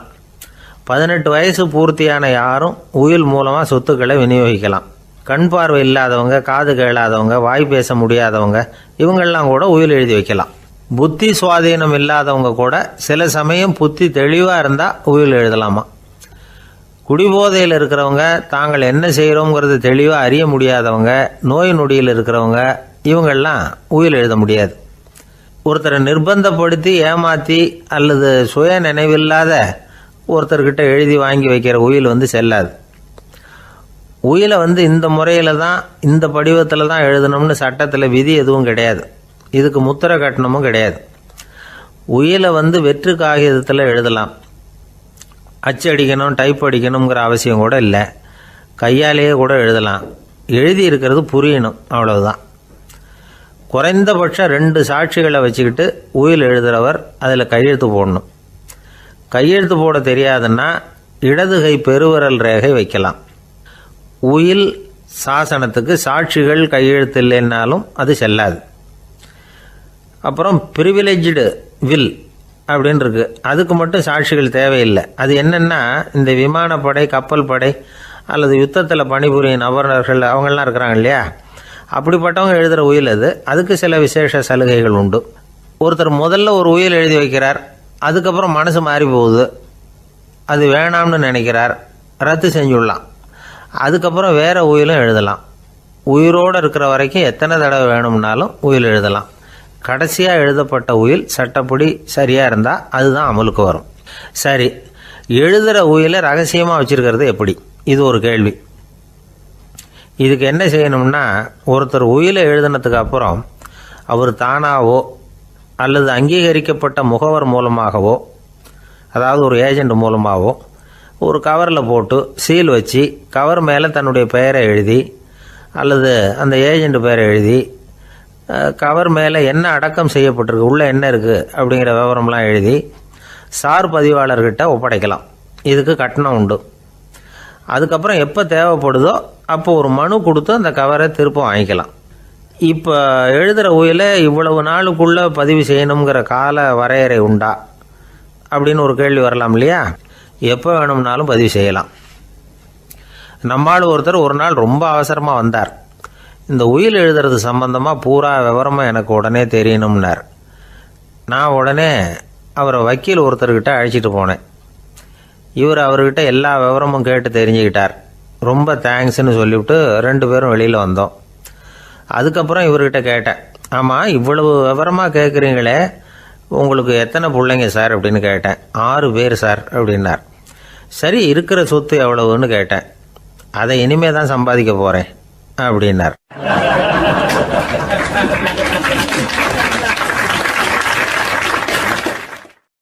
வயிறு பசிக்குதேங்கிறது சிலரோட கவலை, வயிறு பசிக்க மாட்டேங்குதே அப்படிங்கிறது சில பேரோட கவலை. 2 விதமான கவலைக்கும் வயிறு தான் காரணமாக இருக்குது. வயிறு பசிச்சதுன்னா அது இயற்கை, வயிறு பசிக்கலைன்னா அது வியாதி. ஆனால் பசியையும் நாம் பசிப்பிணி அப்படின்னு தான் சொல்லுவோம். என்ன காரணம்? வியாதியை போக்க வேண்டியது எவ்வளவு முக்கியமோ அதை விட முக்கியம் பசியை போக்க வேண்டியது. ஒரு சமுதாயத்தில் பசிப்பிணியே இருக்கக்கூடாது, அதுதான் நல்ல சமுதாயம். பசியை போக்கணும்னா சாப்பாடு போடணும், பசியின்மையை போக்கணும்னா வைத்தியம்தான் பண்ணணும். இது சம்பந்தமாக எவ்வளவோ ஆராய்ச்சிகள் நடக்குது, நிறைய மருந்து கண்டுபிடிச்சிருக்கிறாங்க. நம்ம உடம்புல பசியை தூண்டக்கூடிய பகுதி எது, இதை முதல்ல தெரிஞ்சுக்கணும் இல்லையா? நாம் சாப்பிட்ற ஆகாரம் செரிக்கிறதுக்கு எது காரணம் தெரியுமா? நம்ம மூளையோட பின்பகுதி தான் அதுக்கு காரணமாக இருக்குதான். மூளையின் பின்பகுதியில் நரம்பு செல்களால் ஆன 2 வகையான ஆரக்சின்கள் தான் பசியை உண்டாகுது அப்படின்னு கண்டுபிடிச்சிருக்கிறாங்க. 2 ஆய்வாளர்கள் இதை கண்டுபிடிச்சிருக்காங்க. அவங்க 2 பேரும் டெக்சாஸ் பல்கலைக்கழகத்தில் ஹார்வர்டு ஹக்ஸ் மருத்துவ கல்வி நிலையத்தில் பணிபுரிகிறவங்களாம். உண்பது தேவைங்கிறது உணரப்படும் போது மூளையின் அந்த குறிப்பிட்ட பகுதி ஆரக்சின் அப்படிங்கிற ஹார்மோன்களை சுரக்கும். அது பசி உணர்வை தூண்டும் அப்படிங்கிறது தான் அந்த ஆய்வாளர்களின் கண்டுபிடிப்பு. இந்த ஆரக்சின் வேறு சில உயிரினங்கள்லேயும் உண்டு. இப்போ எலிகளில் கூட இது இருக்குது. அதனால் எலிகளை வச்சு இது சம்பந்தமாக ஆராய்ச்சி பண்ணாங்க. எலிகள் உடம்பில் ஆரக்சினை செலுத்தி பார்த்தாங்க. உடனே என்னாச்சு தெரியுமா? அந்த எலியெல்லாம் பசியால் துடிக்க ஆரம்பிச்சுட்டுது. எதையாவது தின்னு பசியை தீர்த்தா போதுங்கிற அளவுக்கு அந்த எலிகள்லாம் அல்லாட ஆரம்பிச்சுட்டுது.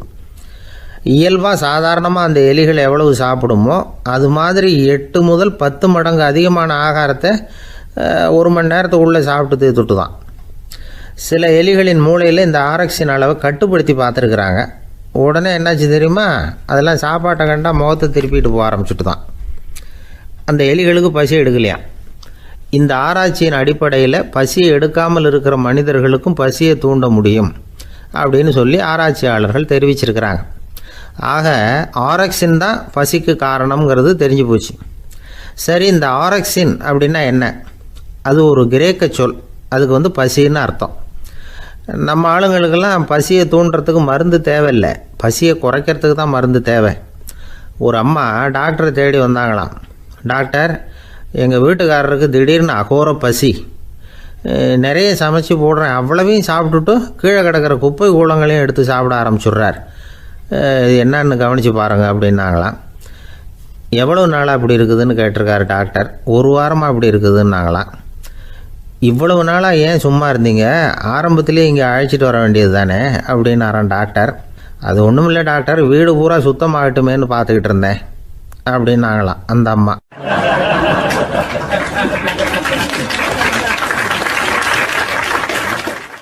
ஒரு ஊரில் ஒரு மன்னர் இருந்தார். அழகான அரண்மனையில் அவர் இருந்தார். அந்த அரண்மனையை விட அழகாக ஒரு மாளிகையை அந்த ஊர்லேயே வேற ஒருத்தன் கட்டியிருந்தான். அப்படி கட்டி முடித்ததில் அவனுக்கு ரொம்ப பெருமை. எத்தனையோ செல்வந்தர்கள்லாம் வந்து பார்த்துட்டு, இந்த மாளிகையை விலைக்கு கொடுத்துட்றியா, எவ்வளவு விலை சொன்னாலும் சரி நாங்கள் வாங்கிக்கிறதுக்கு தயாராக இருக்கோம் அப்படின்னு சொல்லி கேட்டு பார்த்துட்டாங்க. நான் இதை விற்கிறதுக்கு தயாராக இல்லை அப்படின்னு சொல்லிவிட்டான். அவ்வளவு சிறப்பாக கலை அம்சத்தோடு அதை கட்டி முடிச்சிருக்கிறான். அதுவே ஒரு பெரிய அரண்மனை மாதிரி இருந்ததுன்னா பார்த்துங்களேன். சுற்றிலும் அழகான பூந்தோட்டம். ஒரு நாள் அவன் எங்கேயோ வெளியூர் போயிட்டு திரும்பி வந்துக்கிட்டு இருக்கிறான். அப்போது அந்த மாளிகை தீப்பெட்டி எரிஞ்சிக்கிட்டு இருக்கு. பதறி போட்டான். விலைக்கு கேட்டவங்க யாராவது இதை செஞ்சுருக்கணும், இல்லைன்னா மன்னரே செய்த சதியே என்னவோ, இப்படிலாம் அவனுக்கு சந்தேகம். ஒரு மூலையில் உட்காந்து அழ ஆரம்பிச்சிட்டான். அந்த சமயத்தில் அவனுடைய மகன் அங்கே ஓடி வந்தான். அப்பா அழாதீங்க, இதை நான் நேற்று ராத்திரியே நம்ம ஊர் மன்னருக்கு விற்றுட்டேன். இதை கட்டி முடிக்க நமக்கு எவ்வளவு செலவாச்சோ அதை போல் 3 மடங்கு விலைக்கு விற்றுட்டேன், கவலைப்படாதீங்க. இதை விட அழகான மாளிகையை நாம் புதுசாக கட்டிக்கலாம்னா. இதை கேட்டதும் அழுதுகிட்டு இருந்தவன் அழுகையை நிறுத்தினான், சிரிக்க ஆரம்பிச்சிட்டான். இதே இடத்த நான் மன்னர்கிட்ட இருந்து விலைக்கு வாங்குவேன், இதை விட அழகான மாளிகையை கட்டுவேன் அப்படின்னு சுற்றி நின்று எல்லார்கிட்டையும் சொல்லிக்கிட்டு இருந்தான். இந்த சமயத்தில் அவனோட இளைய மகன் ஓடி வந்தான். அப்பா, அண்ணன் சொன்னதெல்லாம் சரிதான், மன்னர்கிட்ட விலை பேசினதெல்லாம் உண்மைதான், ஆனால் விற்றது பேச்சு அளவில் தான். இனிமே தான் பத்திரம் வாங்கணும், எழுதணும், நீங்கள் கையெழுத்து போடணும், பதிவு பண்ணணும், மன்னர்கிட்ட பணம் வாங்கணும். அதுக்காகத்தான் உங்களை எதிர்பார்த்துக்கிட்டு இருந்தோம். அதுக்குள்ளே இப்படி ஆயிட்டுதுன்னா. இப்போ சிரிச்சுக்கிட்டு இருந்தவன் சிரிப்பை நிறுத்தினான். மறுபடியும் குழந்தை மாதிரி அழ ஆரம்பிச்சிட்டான். இது ஒரு சம்பவம். இதிலிருந்து என்ன தெரியுது?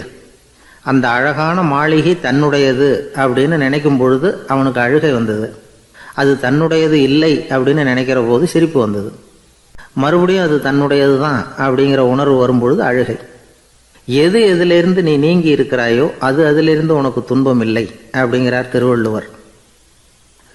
இந்த உடம்பு என்னுடையதில்லை அப்படிங்கிற உணர்வு வந்துட்டா அது ஒரு பெரிய நிலை.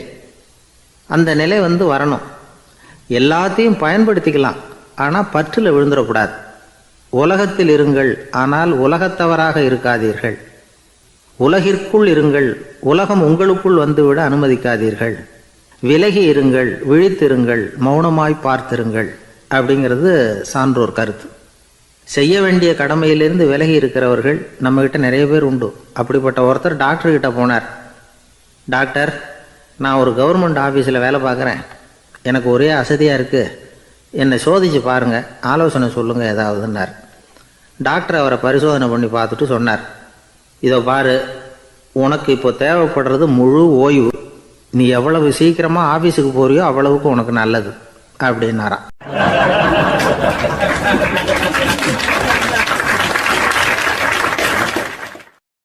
ஒரு மாணவனை பார்த்தேன். என்ன தம்பி படிப்புலாம் எப்படி இருக்குது அப்படின்னு விசாரித்தேன். அவன் ரொம்ப அழுத்துக்கிட்டான். நான் நல்லா தான் சார் படிக்கிறேன், இருந்தாலும் புத்தியில் சரியாக ஏற மாட்டேங்குது சார் அப்படின்னா. சரி, இவனும் நம்ம ரகம்தான் அப்படின்னு சொல்லி முடிவு பண்ணிக்கிட்டோம். கல்வி கற்கக்கூடிய ஒரு மாணவன் சம்பந்தப்படுற புத்திகள் பல வகை. அதை பற்றி ஒரு பெரியவர் விளக்கி இருக்கிறார். மிருத்து புத்தின்னு ஒன்று இருக்குதான். மிருத்துன்னா மண்ணால் செவுறு கட்டுறோம்ல, மண் சுவரில் ஆணி அடிக்கிறதும் சுலபம், அதை பிடுங்கி எடுக்கிறதும் சுலபம். அது மாதிரி சில பேர் குரு சொல்லி கொடுக்குறத சுலபமாக கேட்டு தெரிஞ்சு வச்சுக்குவாங்க, கொஞ்ச நேரத்தில் சுலபமாக மறந்தும் போயிடுவாங்க. இது மிருத்து புத்தின்னு பேர், மண் புத்தி. தாரு புத்தின்னு ஒன்று உண்டான். தாருன்னா மரம். அதில் பச்சை மரத்தில் ஆணி அடிக்கிறது சுலபம், ஆனால் அதை எடுக்கிறது கஷ்டம். அது மாதிரி ஆசிரியர்கிட்டேருந்து கேட்டதை கவனமாக மனசில் பதிய வச்சுக்கிட்டு அதை மறக்காமல் இருக்கிறது தாரு புத்தி. பட்டை மரமாக இருந்தால் அதில் ஆணி அடிக்கிறதும் கஷ்டம், அடிக்கிற ஆணியும் சீக்கிரம் நழுவிடும். அது மாதிரி கேட்குற விஷயம் மனசில் பதியறதும் கஷ்டம். அப்படியே பதிஞ்சாலும் அது நீடிச்சு இருக்கிறதும் கஷ்டம், கொஞ்ச காலத்தில் மறந்துடும். இன்னொரு வகை புத்தி ஒன்று உண்டு, அதுக்கு பேர் சிலா புத்தின்னு பேர். சிலான்னா கல். ஒரு கருங்கல்லில் 4 துளையை போட்டு ஒரு துளையில் உளியை வச்சு அடித்தா மற்ற துளை வழியாகவும் பிளந்து கல் 2 ஆகிடும். அது மாதிரி சந்தியான இடங்களில் குறிப்பாக ஒரு பொருளை சொன்னால் அதை வச்சுக்கிட்டு மற்றதையும் தெரிஞ்சுக்கிறது, அது சிலா புத்தின்னு பேர். வேணு புத்தின்னா என்ன தெரியுமா? வேணுன்னா மூங்கில் கணுவில் ஒரு பக்கம் உளியை வச்சு அடித்தா 2 பக்கமும் பிளந்துடும். அது மாதிரி ஒரு செய்தியை கேட்டுக்கிட்டு இருக்கிறப்பவே அதோட முன்பின் தொடர்களையும் தெரிஞ்சுக்கணும், அது வேணு புத்தி. தைல புத்தின்னு ஒன்று உண்டு. தைலம்ங்கிறது எண்ணெய். தண்ணியில் ஒரு துளி எண்ணெயை விட்டால் அது தண்ணி பூரா பரவி போடுதில்ல, அது இப்படி பரவுறது மாதிரி ஆசிரியர் சுருக்கமாக ஒரு கருத்தை சொன்னால் அதை வச்சுக்கிட்டு பூரா விஷயங்களையும் தெரிஞ்சுக்கணும், அது தைல புத்தி. கற்பூர புத்தின்னு ஒன்று கேள்விப்பட்டிருக்கோம். அது எப்படின்னா, கற்பூரம் தீ பட்ட உடனே பிடிச்சிக்கும். ஆசிரியர் சொன்ன உடனே நுண்ணறிவோட பாடங்களை புரிஞ்சுக்கிறது இந்த வகை புத்தி. கரி புத்தின்னு ஒன்று. அது எப்படின்னா, கரியில் நெருப்பை வச்சு விசிறிய பிறகு அதுக்கப்புறம் அது கறி நெருப்பாகும். அது மாதிரி காலம்பரை சாயந்தர வேலைகளில் ஆசிரியர் பாடம் சொல்லி கொடுப்பார், அதை கொண்டு புரிஞ்சுக்கிறது இந்த வகை. கதலித்தண்டு புத்தின்னு ஒன்று சொல்லுவாங்க. கதலிங்கிறது வாழை மரம். வாழைத்தண்டில் தீ வைக்கிறது எவ்வளவு சிரமமோ அவ்வளவு சிரமத்தோடு கல்வி கற்கிறது கதலித்தண்டு புத்தி. இதை தவிர இன்னும் சில வகையான மாணவர்களை கூட அடையாளம் காட்டுறாங்க. ஆசிரியர் சொன்னதில் நல்லதை மட்டும் எடுத்துக்கிறவன் அன்னம்.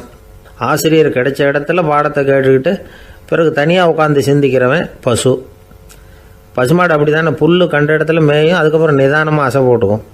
ஆசிரியர் சொன்னதை தவிர வேறு எதையும் சொல்ல முடியாதவன் கிளி. பல இடங்களில் பாடங்கள் கேட்டு கடைசியில் ஒன்றும் புரியாமல் போகிறவன் ஆடு. ஆடு ஒரு செடியில் வயிறார மேயாது, ஒரே செடியில் இக்கரைக்கு அக்கறை பச்சைன்னா அங்கேயும் இங்கேயும் அலைஞ்சிக்கிட்டே இருக்கும். சில பேருக்கு எருமைன்னு பேர். எருமை எப்படின்னா குளத்து நீரை கலக்கி தான் குடிக்கும். அது மாதிரி ஆசிரியர் மனசை நோக செய்து பயில்கிற மாணவர்கள்லாம் இந்த ரகம். இவ்வளவுலாம் இருந்தாலும் இந்த காலத்து மாணவர்கள்லாம் ஒரு தனி ரகம். ஒரு ஆசிரியர் வகுப்பில் பாடம் நடத்திக்கிட்டு இருந்தார். இலக்கண வகுப்பு. இறந்த காலம், நிகழ்காலம், எதிர்காலம், past tense, present tense, future tense, இதை பற்றிலாம் பாடம் நடத்துகிறார். எல்லாம் சொல்லி கொடுத்துட்டு இப்போ நான் ஒரு வாக்கியம் சொல்லுவேன், அது என்ன காலம் அப்படிங்கிறத நீங்கள் சொல்லணும்னார் ஆசிரியர். சரி, நாங்கள் மாணவர்கள்லாம், நான் நாளைக்கும் பாடம் நடத்த போகிறேன், இது என்ன காலம் அப்படின்னு கேட்டார் ஆசிரியர். அதாவது நான் நாளைக்கும் பாடம் நடத்த போகிறேன், இந்த வாக்கியம் என்ன காலம்னு கேட்டார். ஒரு பையன் மெதுவாக எழுந்திரிச்சு சொன்னான், இது எங்கே போதாத காலம் சார் அப்படின்னு சொல்லிவிட்டு உட்காந்துட்டானா.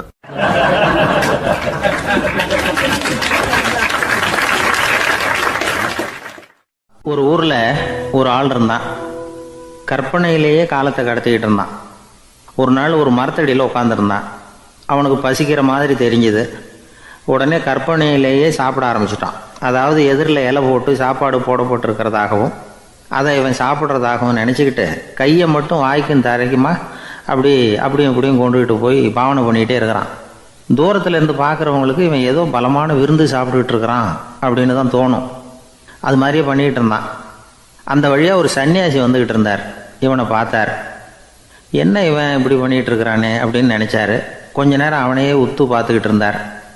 இவரை பார்த்ததும் அவன் இன்னமும் சுவாரஸ்யமாக சாப்பிட ஆரம்பிச்சிட்டான். அப்பப்பா, என்ன இது, இந்த குழம்பு இவ்வளவு காரமாக இருக்குது, என்னுடைய நாக்கே எரிஞ்சு போடும் போல இருக்கே அப்படின்னு சொல்லிக்கிட்டு பக்கத்தில் ஒரு குவளையை எடுத்து தண்ணி குடிக்கிறது மாதிரி பாவனை பண்ணுறான். அப்பாடா, இப்போ கொஞ்சம் பரவாயில்ல அப்படின்னு சொல்லிக்கிட்டு குவளையை கீழே வைக்கிறது மாதிரி ஒரு பாவனை பண்ணுறான். சன்னியாசி பார்த்தார். என்னப்பா, சாப்பாட்டில் காரம் அதிகமோ அப்படின்னார். ஆமாம் சுவாமி, ஞாபகம் மறதியில் கொஞ்சம் மிளகாய் அதிகமாக சேர்த்துக்கிட்டேன் அப்படின்னா. சரி சாப்பிடு அப்படின்னு சொல்லிட்டார். அவன் சாப்பிட்டு முடிக்கிற வரைக்கும் பொறுமையாக உட்காந்துருந்தார். அவன் அப்பாடா அப்படின்னு சொல்லிட்டு மறுபடியும் தண்ணியை எடுத்து குடித்தான். எல்லாம் கற்பனையிலேயே. அதுக்கப்புறம் சன்னியாசி பேச ஆரம்பித்தார். இதை பாருப்பா, உன்னுடைய கற்பனையை நான் மெச்சுறேன். இருந்தாலும் உன் சாப்பாட்டில் ஒரு இனிப்பையும் வச்சுருக்கலாமே, ஏன் மிளகாயை அளவுக்கு அதிகமாக போட்டுவிட்டு அவஸ்தைப்படுறேன் அப்படின்னார். அவன் யோசிக்க ஆரம்பித்தான். அதுக்கப்புறம் இவர் சொன்னார், இதை பாருப்பா, இனிமேல உன்னுடைய கற்பனையும் உயர்ந்ததாக இருக்கட்டும் அப்படின்னு உபதேசம் பண்ணிவிட்டு போனார். எப்பவும் உயர்வை பற்றியே சிந்திக்கணும். உயர்வு கிடைக்கலன்னா கூட அப்படி சிந்திக்கிறத நிறுத்தப்படாது அப்படிங்கிறார் திருவள்ளுவர். உள்ளுவது எல்லாம் உயர் உள்ளல், மற்ற அது தள்ளினும் தள்ளாமை நேர்த்து. ஊக்கம் இல்லாமல் உலகத்தில் வாழ்ந்து பிரயோஜனம் இல்லை. அதனால் உயர்வாகவே சிந்திக்கணும். அது நம்மளை ஊக்கப்படுத்தும். இது பெரியோர் வாக்கு. இந்த உலகத்தில் கற்பனையிலேயே வாழ்கிற சில கஞ்சர்களும் உண்டு. அதாவது 2 கஞ்சர்கள், 2 பேரும் பக்கத்து ஊரில் இருந்தாங்க. பொங்கல் சமயம் ஒரு கஞ்சன் தன்னுடைய மகனை கூப்பிட்டான். இதை பாருப்பா, பக்கத்து ஊரில் என்னுடைய நண்பன் ஒருத்தன் இருக்கிறான், அவனுக்கு பொங்கல் பரிசு ஏதாவது கொடுக்கணும். நான் ஒரு 4 ஆட்டுக்குட்டியை தரேன், நீ கொண்டுகிட்டு போய் கொடுத்துட்டு வந்து விடுறியா அப்படின்னு கேட்டான். சரி, நான் புள்ள ஒரு பைய கையில் எடுத்துக்கோன்னா. அவன் எடுத்துக்கிட்டான். இந்த ஆட்டுக்குட்டி பிடிச்சிக்கோ அப்படின்னு சொல்லி ஒவ்வொன்றா போடுறேன் பார் அப்படின்னு சொல்லிட்டு 1 2 3 4 அப்படின்னு எண்ணிக்கிட்டே வெறும் சைகையாலேயே ஆட்டுக்குட்டியை பிடிச்சி போடுறது மாதிரி பாவனை பண்ணிகிட்டு இருக்கிறான். அவன் பிள்ளையும் அது ரொம்ப அக்கறையாக வாங்கிக்கிறது மாதிரி வாங்கிக்கிட்டு அந்த பையை தூக்கிக்கிட்டு அடுத்த ஊருக்கு போகிறான். இவன் அங்கே போய் சேர்ந்த நேரத்தில் அந்த கஞ்சன் ஊரில் இல்லை, எங்கேயோ வெளியில் போயிருக்கிறான். அவனோட புள்ள மட்டும்தான் வீட்டில் இருந்தான்.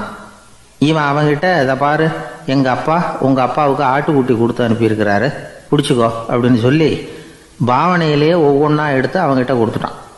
அவனும் வாங்கிட்டான் வாங்கிறது மாதிரி. அப்புறம் சொன்னான், சரிப்பா, நானும் பதிலுக்கு ஏதாவது ஒன்றுகிட்ட கொடுக்கணும் இல்லையா, அதனால் அந்த பையை பிடி, ஒரு 10 எலுமிச்சம்பழம் தரேன், பதிலுக்கு அதை நீ எடுத்துகிட்டு போ அப்படின்னு சொல்லி கையாலேயே ஒவ்வொன்றா எடுத்து போடுறது மாதிரி பாவனை பண்ணிவிட்டான். அவனும் ரொம்ப நன்றி அப்படின்னு சொல்லிவிட்டு அதை வாங்கிட்டு போயிட்டான். கொஞ்ச நேரம் கழித்து வெளியில் போயிருந்த அப்பங்காரன் திரும்பி வந்தான். உள்ள சொன்னான், அப்பா, உன்னோட நண்பர் அவருடைய மகன் மூலமாக உனக்கு 6 ஆட்டுக்குட்டி கொடுத்து அனுப்பியிருந்தார், நானும் பதிலுக்கு ஒரு 10 எலுமிச்சம்பழம் கொடுத்து அனுப்பியிருக்கிறேன் அப்படின்னா. எப்படிடா கொடுத்தேன்னு கேட்டார் அப்பா. இப்படி தான் கொடுத்தேன்னு சொல்லி சைகையிலேயே காட்டினான். இதை பார்த்ததும் அப்பங்காரனுக்கு பயங்கரமாக கோபம் வந்துட்டுது. பலார்னு அரைஞ்சுட்டான் பையனை. ஏன்ப்பா அரைஞ்ச, 10 எலுமிச்சம்பழம் கொடுத்துட்டேனே அப்படிங்கிறதுக்காகவா அப்படின்னு கேட்டான். அது கூட பரவாயில்ல, நீ காட்டுற சைகையை பார்த்தா ஆரஞ்சு பழம் சைஸுக்கு இருக்குதே, அவ்வளவு பெருசாக ஏன் கொடுத்த, அதுதான் எனக்கு கோபம் அப்படி.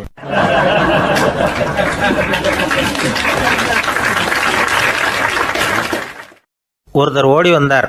இன்னொருத்தரை பார்த்து, சார், உங்கள் சைக்கிளை ஒரு நாள் இரவல் கொடுங்களேன், பக்கத்து ஊருக்கு போயிட்டு வர வேண்டியிருக்கு அப்படின்னார். இவர் சைக்கிளை கொடுத்து பத்திரமா கொண்டுகிட்டு போங்கன்னார். சார், இதை பத்திரமா கொண்டு போகிறேன், கவலையே வேணாம், ஏன்னா இது உங்களோட சைக்கிள் அப்படின்னு நான் நினைக்கல, என்னோட சைக்கிளாக நினைக்கிறேன் அப்படின்னார். அதுக்கப்புறம் தான் இவருக்கு உண்மையாகவே பயம் வந்துட்டுது. ஏன்னா அவர் சொன்னது மாதிரி அதை தன்னோட சைக்கிளாகவே நினச்சி தள்ளிட்டு போட்டால் என்ன பண்ணுறது. எதை நம்முடையதாக நினைக்கணுங்கிறதுக்கு ஒரு வரையறை இருக்குது. சில பேர் ஆஃபீஸையே வீடாக நினச்சி விடுறது உண்டு. அப்படிப்பட்டவங்க கூட வீட்டை ஆஃபீஸாக நினைக்கிறது இல்லை. ஏன்னா வீட்டில் இவர் ஆஃபீஸராக நடந்துக்க முடியறதில்ல. இதெல்லாம் ஒரு பக்கம் இருக்கட்டும். இப்போ விஷயத்துக்கு வருவோம். பொறியியல் மேதை டாக்டர் விஸ்வேஸ்வரய்யா இருந்தார் இல்லையா, பாரத ரத்னா விருதெல்லாம் கொடுத்தாங்களே. ஆஃபீஸ் வேலை வேறு, சொந்த வேலை வேறு அப்படிங்கிறதுக்கு ஒரு உதாரணமாக இருந்தவர் அவர். மைசூர் மகாராஜா கிட்ட திவானாக இருந்தார். அவர் ஒரு நாள் அரசாங்க வேலை காரணமாக வெளியூர் போயிருந்தார். ஹாசன்கிற ஊருக்கு பக்கத்தில் ஒரு பயண மாளிகை, அங்கே தங்கிவிட்டார். ராத்திரி அங்கே தங்கி இருந்துட்டு விடிஞ்சதும் ஊருக்கு திரும்புறதாக திட்டம். ராத்திரி தூங்கிறதுக்கு ரொம்ப நேரம் ஆகிட்டுது. ரொம்ப நேரம் வரைக்கும் அரசாங்க சம்பந்தப்பட்ட வேலைகளையே பார்த்துக்கிட்டு இருக்கிறார். அரசாங்க ஃபைல்கள் நிறைய இருந்தது. அதையெல்லாம் ஒவ்வொன்றா எடுத்தார், படித்து பார்த்தார், பரிசீலனை பண்ணார். அதில் எழுத வேண்டியதை எழுதினார், கையெழுத்து போட்டார். ஒரு வழியாக அந்த வேலையெல்லாம் முடிஞ்சுது. அதுக்கப்புறம் என்ன பண்ணார்னா, தன்னுடைய சூட்கேஸை திறந்தார். அதிலேருந்து 2 மெழுகுவத்தியை எடுத்து கொளுத்தி வச்சார். அந்த பயண மாளிகையில் அது வரைக்கும் எரிஞ்சிக்கிட்டு இருந்த மின்சார விளக்குகளை அணைச்சிட்டார். அதுக்கு பிறகு அந்த மெழுகுவத்தி வெளிச்சத்தில் சில புத்தகங்களை தொடர்ந்து படிக்க ஆரம்பிச்சிட்டார். அந்த பயண மாளிகையில் பணியாளராக இருந்தவர் இதை பார்த்துட்டு ஓடி வந்தார். மறுபடியும் மின் விளக்கு போடுறதுக்காக போனார். விஸ்வேஸ்வரய்யா அதை பார்த்துட்டு போட வேணாம்ட்டாராம். இது வரைக்கும் நான் அரசாங்க அலுவல்களை கவனிச்சிக்கிட்டு இருந்தேன், அதனால் மின் விளக்குகள் அப்போ எரிஞ்சதில் தப்பு இல்லை. இப்போ நான் புத்தகம் படிச்சுக்கிட்டு இருக்கேன், இது என்னுடைய சொந்த வேலை. இங்கே இருக்கிற மின் விளக்கு அதுக்காக ஏன் எரியணும் அப்படின்னு கேட்டாராம். இப்போ இருக்கிற சில அரசு பணியாளர்கள்கிட்ட இந்த சம்பவத்தை பேச்சோட பேச்சாக சொல்லி பார்த்தேன். அவங்களால இதை ஜீரணிக்கவே முடியல. நேர்மை தேவை தான் சார், அதுக்காக அவ்வளவு தூரத்துக்கு அது தேவையா அப்படிங்கிறாங்க. விஸ்வேஸ்வரய்யா அப்படி பண்ணினது தான் ஒரு நேர்மையாளர் அப்படின்னு இந்த உலகத்துக்கு நிரூபிக்கணுங்கிறதுக்காக இல்லை. தான் அப்படி நடந்து காட்டினா தன்னை சுற்றி இருக்கிறவங்களும் அதை கேள்விப்படுறவங்களும் முடிஞ்ச அளவுக்கு பொது வாழ்க்கையில், அரசு பணியில் நேர்மையை கடைபிடிக்க முயற்சி பண்ணலாமே அப்படிங்கிறதுக்காகத்தான். இப்போவும் சில பேர் இருக்கிறாங்க, இவங்க ஆஃபீஸ் வேறு வீடு வேறேன்னு நினைக்கிறதில்ல, அவ்வளோ உரிமை. ஒருத்தர் அப்படி தான், அவருக்கு அவசரமாக 5000 ரூபா தேவைப்பட்டது. ஆஃபீஸு பணத்தை எடுத்துக்கிட்டார். அந்த நேரம் பார்த்து ஆடிட் வந்துட்டுது. ஆப்பிட்டுக்கிட்டார். விசாரணை நடக்குது. அவர் சொல்கிறார், சார் நான் நேரம் காலம் பார்க்காம ஆஃபீஸில் வேலை செய்வேன். ஏன்னா அதை என்னோடய ஆஃபீஸாக நினைக்கிறேன். அவசரத்துக்கு அந்த பணத்தை எடுத்தேன், மறுபடியும் வச்சுடலாம்னு தான் இருந்தேன். அதுக்குள்ளே இப்படி ஆகிட்டுது. நீங்கள் என்ன நினச்சாலும் சரி, நான் ஆஃபீஸ் வேறு வீடு வேறு அப்படின்னு நினைக்கிறதில்ல, அது என்னோட சுபாவம் அப்படின்னார். விசாரணை பண்ணவர் தீர்ப்பு வழங்கினார். உங்கள் சுபாவத்துக்கு மதிப்பு கொடுத்து நானும் தீர்ப்பு வழங்குறேன். நீங்கள் கொஞ்ச நாள் ஜெயிலில் இருந்துட்டு வாங்க, அது உங்களுக்கு கஷ்டமாக இருக்காதுன்னு நினைக்கிறேன். ஏன்னா அங்கே போனாலும் நீங்கள் உங்கள் சுபாவப்படி வீடு வேறு ஜெயில் வேறேன்னு நினைக்க மாட்டீங்க அப்படின்னாராம்.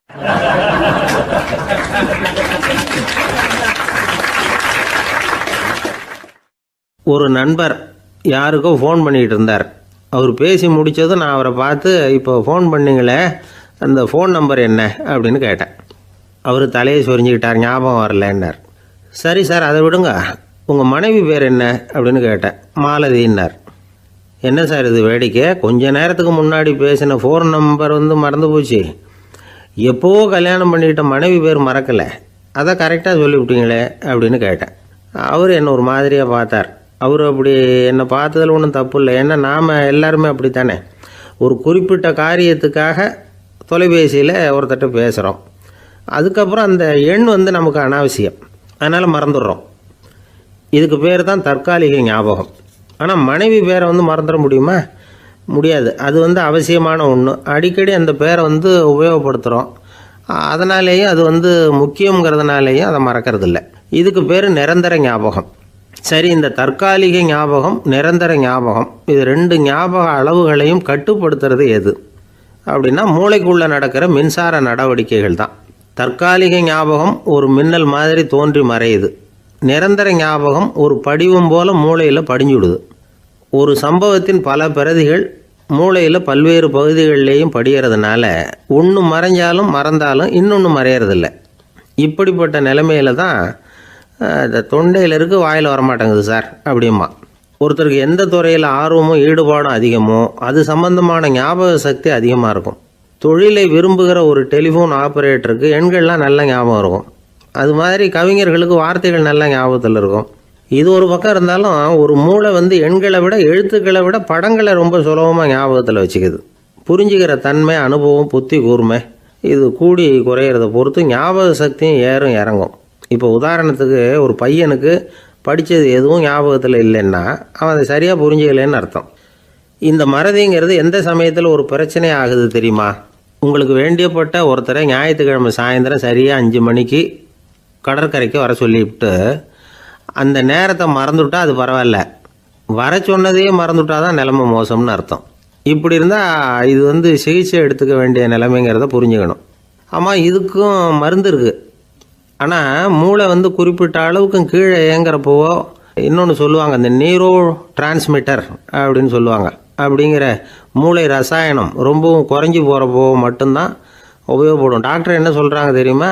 மூளையை பொறுத்த வரைக்கும் அதில் ஞாபக சக்தி அதிகமாக உள்ள மூளை, மறதி உள்ள மூளை அப்படின்னு ஒன்றும் கிடையாது அப்படிங்கிறாங்க. நினைவு வச்சுக்கிறதுக்கு பயிற்சி அளிக்கப்பட்ட மூளை, பயிற்சியற்ற மூளை அப்படின்னு வேணும்னா சொல்லலாம் அப்படின்னு சொல்கிறாங்க. அதனால் நம்ம ஞாபக சக்திங்கிறது நம்மக்கிட்ட இருக்கிற பயிற்சி, முயற்சி இதை பொறுத்து தான் அமையும்.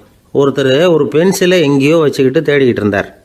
அப்புறம் என்னமோ தீவிரமாக யோசனை பண்ணி அதை ஞாபகப்படுத்தி பார்த்துக்கிட்டு இருந்தாராம். எதிரில் உட்காந்துருந்தவர் சொன்னார், பென்சிலை தானே தேடிக்கிட்டு இருக்கீங்க, அது உங்கள் வலது காதில் இருக்குது சார் அப்படின்னாராம் அவர். இதுக்கு அவர் சொல்லியிருக்காரு, பென்சிலை வலது காதில் தான் வச்சுருக்கேங்கிறது எனக்கு நல்லா ஞாபகம் இருக்குது, ஆனால் எது வலது காதுங்கிறது தான் மறந்து போச்சு அப்படின்னாராம். அவர் அதை தான் யோசிச்சுட்டு இருந்திருக்கிறார்.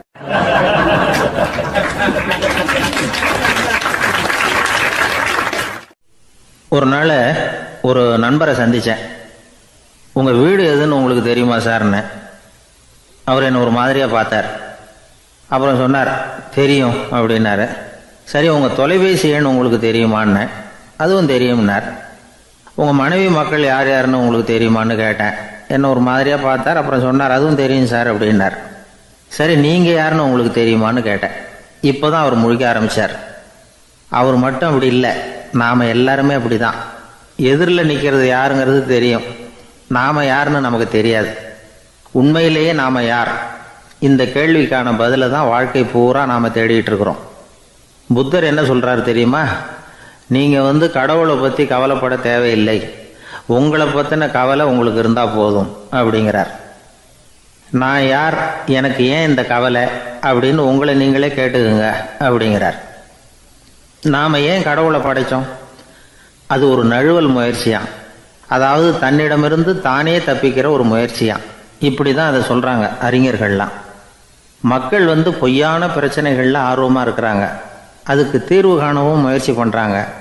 கடவுளை பற்றி விவாதிக்க எல்லாருக்கும் விருப்பம், தன்னுடைய சுயம் பற்றிய பிரஜையே இருக்கிறதில்ல. ஆகக்கூடிய விஷயம் என்னென்னா, கடவுள் சமாளிப்புக்கு பயன்படுத்தப்படுகிறார். மனவியல் என்ன சொல்லுது தெரியுமா?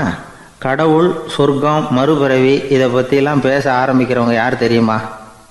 போருக்கு போகிறவன், துன்பத்தில் சிக்கி கஷ்டப்படுறவன், நோய் படுக்கையில் விழுந்தவன், இவங்க தான். நாம் அனுபவத்திலே பார்க்குறோமே இதையெல்லாம். கடவுளை துணைக்கு கூப்பிடுறவங்க யாருன்னு கவனித்து பாருங்கள். பரீட்சை எழுத போகிறவன், வேலை தேடி அலையிறவன், பண நெருக்கடியில் இருக்கிறவன், விபத்தில் சிக்கிக்கிட்டவன், இவங்கெல்லாம் தான். தேர்வில் வெற்றி பெற்றதும் அவரை துணைக்கு கூப்பிடுறதில்ல, வேலை கிடைச்சதும் அவர் துணை தேவைப்படுறதில்ல. ஏன் இப்படி? கொஞ்சம் யோசனை பண்ணி பாருங்கள். துன்பம் வருகிற போது அந்த துன்பத்தை தவிர்க்க வேண்டிய நிலையில் அதிலிருந்து நழுவி போகிறதுக்காக பிரார்த்தனை தேவைப்படுது. எல்லாம் நல்லபடியாக நடக்கிறப்போ பிரார்த்தனை செய்கிறதில்ல. புத்தருடைய வழி என்ன தெரியுமா? அந்த வழியில் கடவுளும் கிடையாது, பிரார்த்தனையும் கிடையாது. புத்தர் செய்தது இதைத்தான்.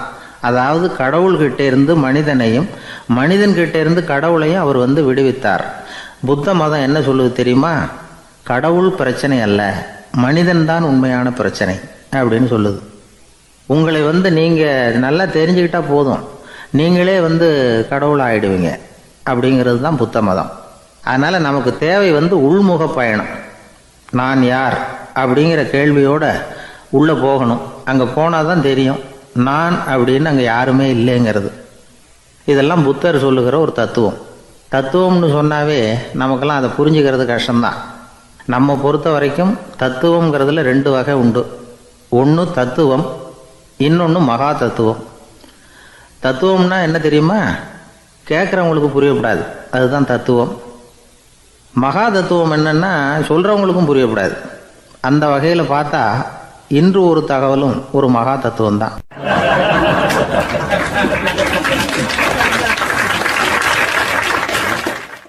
எனக்கு ஒரு உதவி செய்யணும் அப்படின்னு நம்மளை பார்த்து ஒருத்தர் கேட்குறாருன்னு வச்சுங்களேன், உடனே நாம் அவரை பார்த்து என்ன உதவின்னு கேட்போம். இதுதான் சராசரி மனிதர்களின் இயல்பு. ஆனால் ஒருத்தர் எனக்கு ஒரு உதவி செய்யணும் அப்படின்னு கேட்ட உடனே என்ன உதவின்னு கூட கேட்காம சரி செய்கிறேன் அப்படின்னு ஒத்துக்கிறது இருக்கு பாருங்கள், அது கொஞ்சம் அபூர்வம். அந்த காலத்தில் ஒருத்தர் இருந்தார். அவர் எப்படி தெரியுமா? உதவி கேட்குறவங்க நல்லவங்களா கெட்டவங்களா அப்படின்னு கூட பார்க்கல, தனக்கு நன்மையா தீமையா அப்படின்னு கூட பார்க்கல, உதவி செய்கிறேன்னு புறப்பட்டு விட்டார். அவர் யார் தெரியுமா? அவர் தான் நல சக்கரவர்த்தி. அவர் மாதிரி நாமும் உதவி கேட்குறவங்களுக்கு உடனே உதவி செய்கிறதுக்கு தயாராக இருக்கணும் அப்படின்னு சொன்னார் ஒரு ஆன்மீக பேச்சாளர். நல சரித்திரத்தை அவர் சொல்லிக்கிட்டு இருந்தார். இந்திரன், அக்னி, வருணன், யமன் இவங்க 4 பேரும் நலனை பார்த்து எங்களுக்கு நீ உதவி செய்யணும், எங்களுக்காக நீ தூது போகணும் அப்படின்னு கேட்குறாங்க. யாருக்கிட்ட தூது போகணும், என்ன காரியத்துக்காக போகணும் அப்படின்னு கேட்கணும்ல. நலன் அப்படி கேட்கவே இல்லை, உடனே சரின்னு ஒத்துக்கிறான். அதுக்கப்புறம் அவங்க விவரம் சொல்கிறாங்க, என்ன உதவி, யாருக்கிட்ட தூது போகணும் அப்படிங்கிற விவரத்தை சொல்கிறாங்க. நலனுக்கும் அப்புறம்தான் புரியுது, எந்த தமயந்தியை இவன் காதலிச்சானோ, எந்த தமயந்தின் சுயம்பரத்துக்காக இவன் போய்கிட்டு இருக்கிறானோ அந்த தமயந்தியை பார்த்து தங்களுக்காக அவகிட்ட வாதாடணும், பேசணும், தங்களில் ஒருத்தரை கல்யாணம் பண்ணிக்கும்படியாக கேட்கணும் அப்படின்னு அவங்க 4 பேரும் நலன்கிட்ட கேட்குறாங்க. இதை கேட்டதும் நலன் கொஞ்சம் கூட முகம் சுளிக்கலை, பதட்டப்படலை. நேராக தமயந்தி கிட்ட போகிறான். இந்திரன், அக்னி, வருணன், யமன் இவங்களோட சிறப்புகளை எடுத்து சொல்கிறான். இவங்களில் ஒருத்தரை கல்யாணம் பண்ணிக்கலாம் அப்படின்னு சொல்லி கேட்டுக்கிறான். ஆனால் இதுக்கு தமயந்தி சம்மதிக்கலை. சுயம்வரம் நடக்குது, அவள் நலனை தேர்ந்தெடுக்கிறாள். அந்த 4 பேரும் நலனுக்கு நிறைய வரங்கள்லாம் கொடுக்குறாங்க. அதுக்கப்புறம் இப்படி போகுது கதை. இதில் நாம் கவனிக்க வேண்டியது என்னென்னா, உதவின்னு கேட்ட உடனே என்ன உதவின்னு கேட்காம சரி செய்கிறேன்னு சொன்னான் பாருங்கள், அதை கொஞ்சம் சிந்திக்கணும். செய்கிறேன்னு ஒத்துக்கிட்டதுக்கு அப்புறம் அது என்ன உதவின்னு தெரிஞ்சும் முகம் சுளிக்காமல் அதை செஞ்சான் பாருங்கள், அதையும் கொஞ்சம் சிந்திக்கணும். நம்மால் ஒருத்தன் ஒரு நண்பனை தேடி போனால் எனக்கு ஒரு உதவின்னா சரி சொல்லுன்னா, இப்போ உங்ககிட்ட 2 கார் இருந்தால் என்ன பண்ணுவேன்னா உடனே அதில் ஒன்று உங்ககிட்ட கொடுத்துருவேன்னா, அவன் உங்ககிட்ட 2 பங்களா இருந்தால்